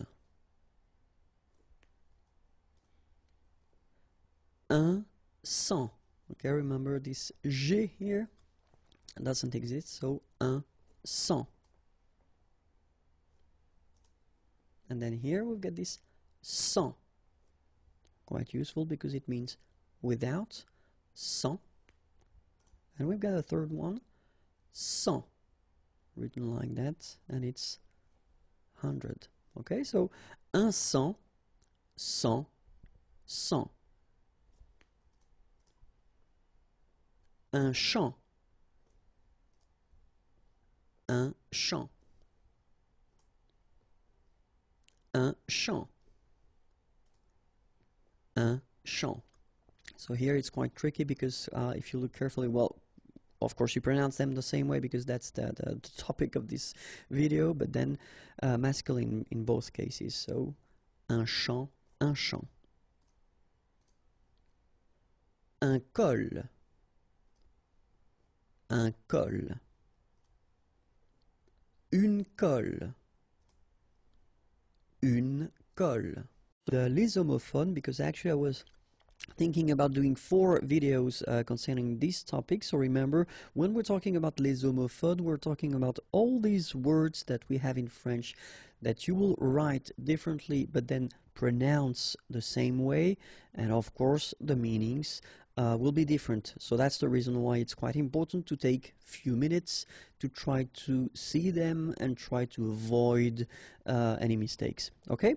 Alright, so we'll stop now. And the first one is un compte. Un compte. And here you will have the translation.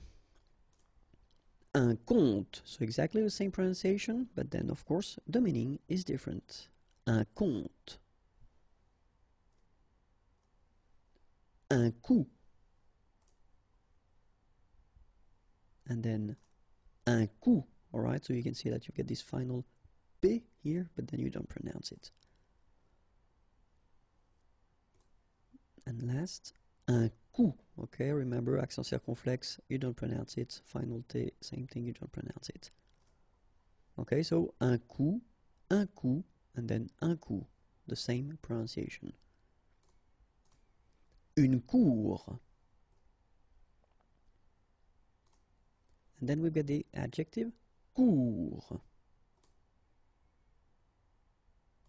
And after that, un cours. And then un cours. Alright, so you can see that here you get the feminine, une cour, then you get the adjective court, un cours, un cours. Un cuir. And the verb cuire. Okay, so un cuir and then cuire. une date, une date. So it's quite interesting because in English it's written the same way. Okay, so in that case we're talking about the fruit. So une date, okay, and here une date. So 31 janvier, for instance, une date, okay. Une eau.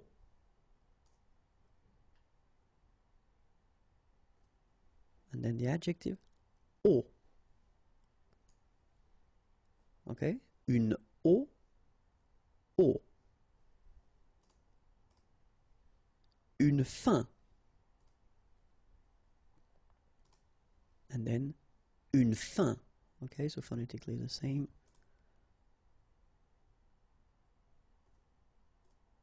Un fil.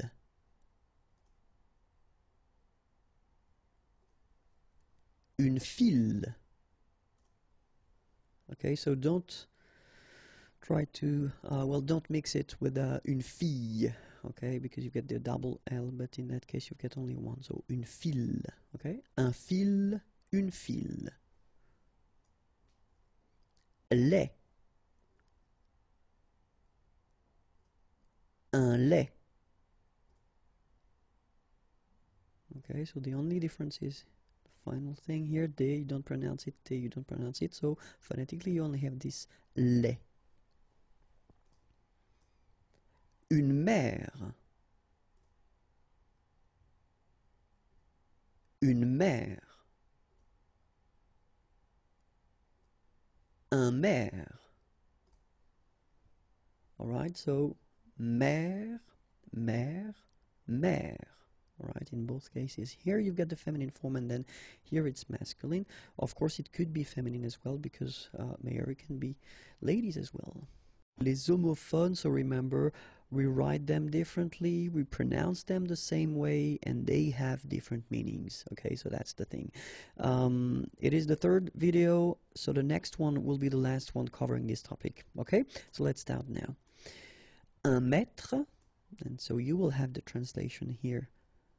Un maître, and then un maître as well. Okay, so un maître and un maître, same pronunciation. Un moi, and then moi, me. Okay, so un moi and moi. Un mur, and the adjective mur. Okay, so un mur and mur. Un nez, nez. Okay, so un nez and nez. Un nom, nom. Un nom, non. Un pain, un pain. Right? Un pain, un pain. Un père, une paire. Père. Okay, so in that case we're talking about the numbers. Alright, so père. So here, un père, une paire, père. Une pâte. Une pâte. Okay, une pâte, une pâte. Une paume. Une pomme.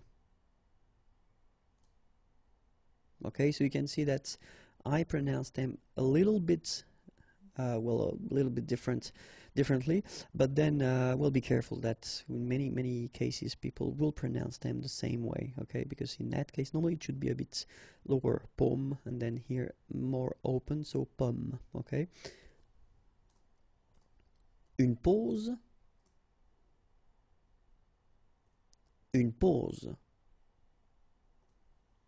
Okay, so une pause, une pause. Les homophones, so it's the fourth video covering this topic. Remember, les homophones, we're talking about words that are pronounced the same way but written differently, and of course the meaning is different. Okay, so we'll see 10 of them in this video. So let's start with the first one. Une peau. And here you have the meaning in English. Une peau. Un pot. Okay, so une peau, un pot. Un point. Un point.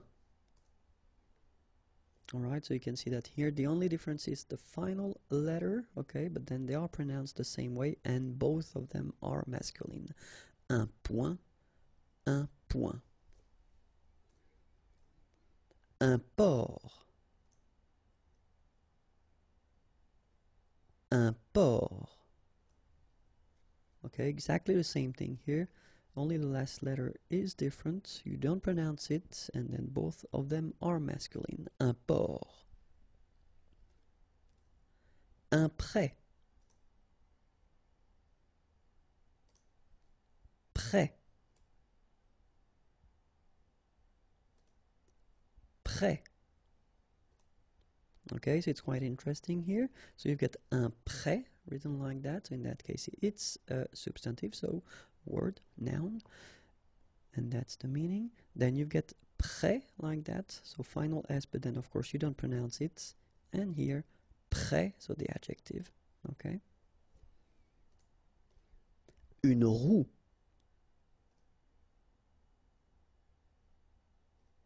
Roue. Alright, so une roue, and then roue. Salle. Une salle.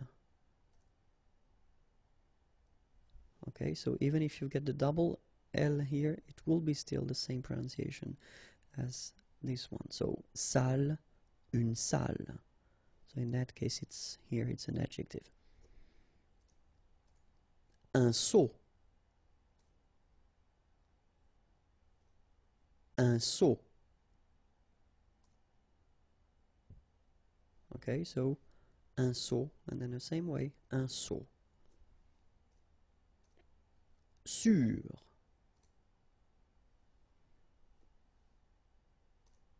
Sûr. Okay, even if you get this accent circonflexe, you don't pronounce it, so you get the same pronunciation, sûr and sûr. Une tente. Une tente. Okay, so it's exactly the same pronunciation, even if you get a here and here. Okay, and both of them are feminine. Une tente. Un toit. Toi. Okay, so in that case, we're talking about moi, toi, lui, elle, so we saw that a long time ago. Okay, and then both of them are pronounced like toi. Un toit, toi. Le préfixe il, so il. When we're talking about prefix, normally we're talking about, well, letters, a group of letters that you will put in front of existing words, and by adding these letters or group of letters, you will change the meaning or the original meaning of the word. Okay, and that will be the case with this prefix il. Okay, so let's see. And so normally if we're talking about this il prefix, then it will mean privé de, sans. Okay, and this is actually what it means in English, so without or then, well, less. Okay, so that will be the meaning of this il prefix. Let's see 3 examples. So the first one here, légitime. Okay, so légitime. And then if you want to express, well, the without concept, then you will add this prefix il at the beginning, and then after that you continue with your original word légitime, and now you get illégitime. Okay, illégitime, légitime, illégitime. Second example, lisible. Okay, lisible, and then same idea. You just add this il in front, and then you get illisible, illisible. And the last one, légal. Okay, légal, exactly the same concept. You just add this il in front of légal, and you get illégal. Okay, so of course you understood that we add this il here because the original word is starting with L. Okay, so that's the reason why you will have this I and then L. Alright, so légal, illégal. Le préfixe im. Okay, so when we're talking about prefix, we're talking about letters that you will add at the beginning of existing words, and by adding these letters you will modify the meaning of the word. Okay, so let's see now. And in this lesson, well, by adding this im at the beginning of existing words, in most of the cases they will start with p. Okay, just for your information, by adding this im you will modify the meaning, and it will mean privé de or sans. Okay, that is the result that you will get by adding this im. Okay, so let's see now a few examples. The first one is pair. Okay, so the meaning is even, and then I just put some numbers to make it clear that we're talking about numbers. So 2, 4, 6, 8. Okay, so pair, and then if you want to express the without, so you will use this impair, impair. So you put im, and then after that the rest impair. Okay. Pardonnable, pardonnable. Same rule, same way of working, im in front, impardonnable, impardonnable. Parfait, parfait. Exactly the same, imparfait, imparfait. Pensable, pensable. And then it goes all the time the same way. Impensable, impensable. Poli, poli. Impoli, impoli. Possible, possible.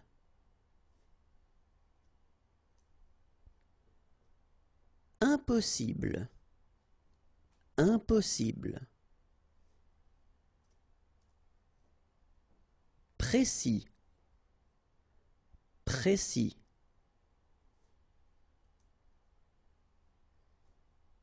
Imprécis.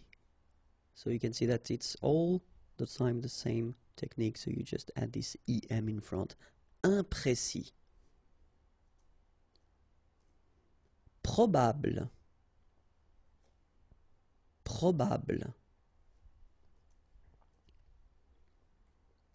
Improbable, improbable. Prudent, prudent. Imprudent, imprudent. On oublie le préfixe en. Okay, so remember, when we're talking about prefix, we just were talking about letters that you will put in front of existing words, and by adding these letters, you will modify the original meaning of the word. Okay, so in that case, this en prefix will mean privé de or sans. Okay, privé de, sans. And this en will be used when the original word is starting with a vowel or h plus une voyelle. Okay, so let's see a few examples now. And the first one is acceptable. Okay, acceptable. You will have the translation here in English, and it's not that difficult in that case. And if you want to express this privé de or sans, okay, without or less, then you will add this en, as we saw first at the beginning of your word, then you will just add your word, and you get inacceptable. Okay, acceptable, inacceptable. Achevé, inachevé. Okay, achevé, inachevé. Admissible, inadmissible. Admissible, inadmissible. Animé, inanimé. Animé, inanimé. Attendu,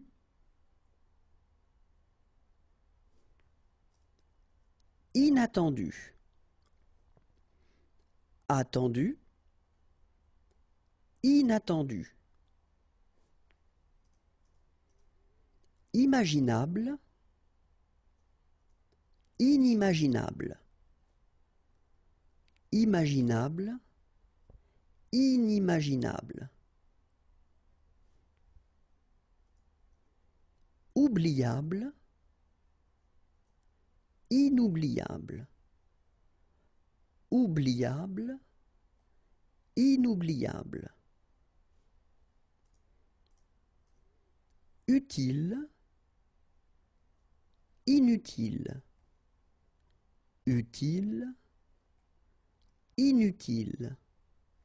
Le préfixe IR, and the good news is that it will be the last video for this chapter of prefix. Okay, so if you remember, when we're talking about prefix, actually we're talking about letters, like in that case IR, that you will add at the beginning of an existing word, and by adding these letters you will modify the meaning or the original meaning of the word.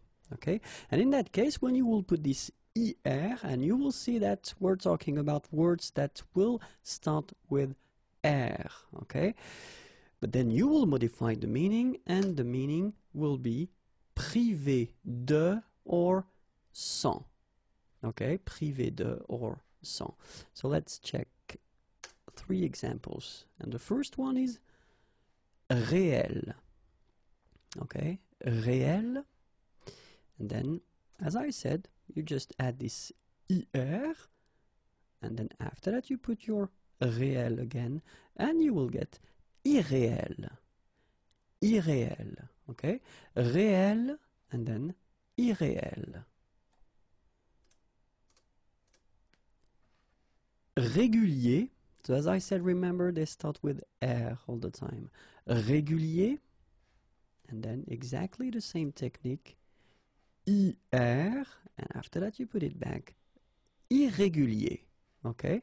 Régulier, then irrégulier. And the last one, résistible, résistible, and exactly the same way, IR, and you put it back. Irrésistible, irrésistible. So, résistible, irrésistible.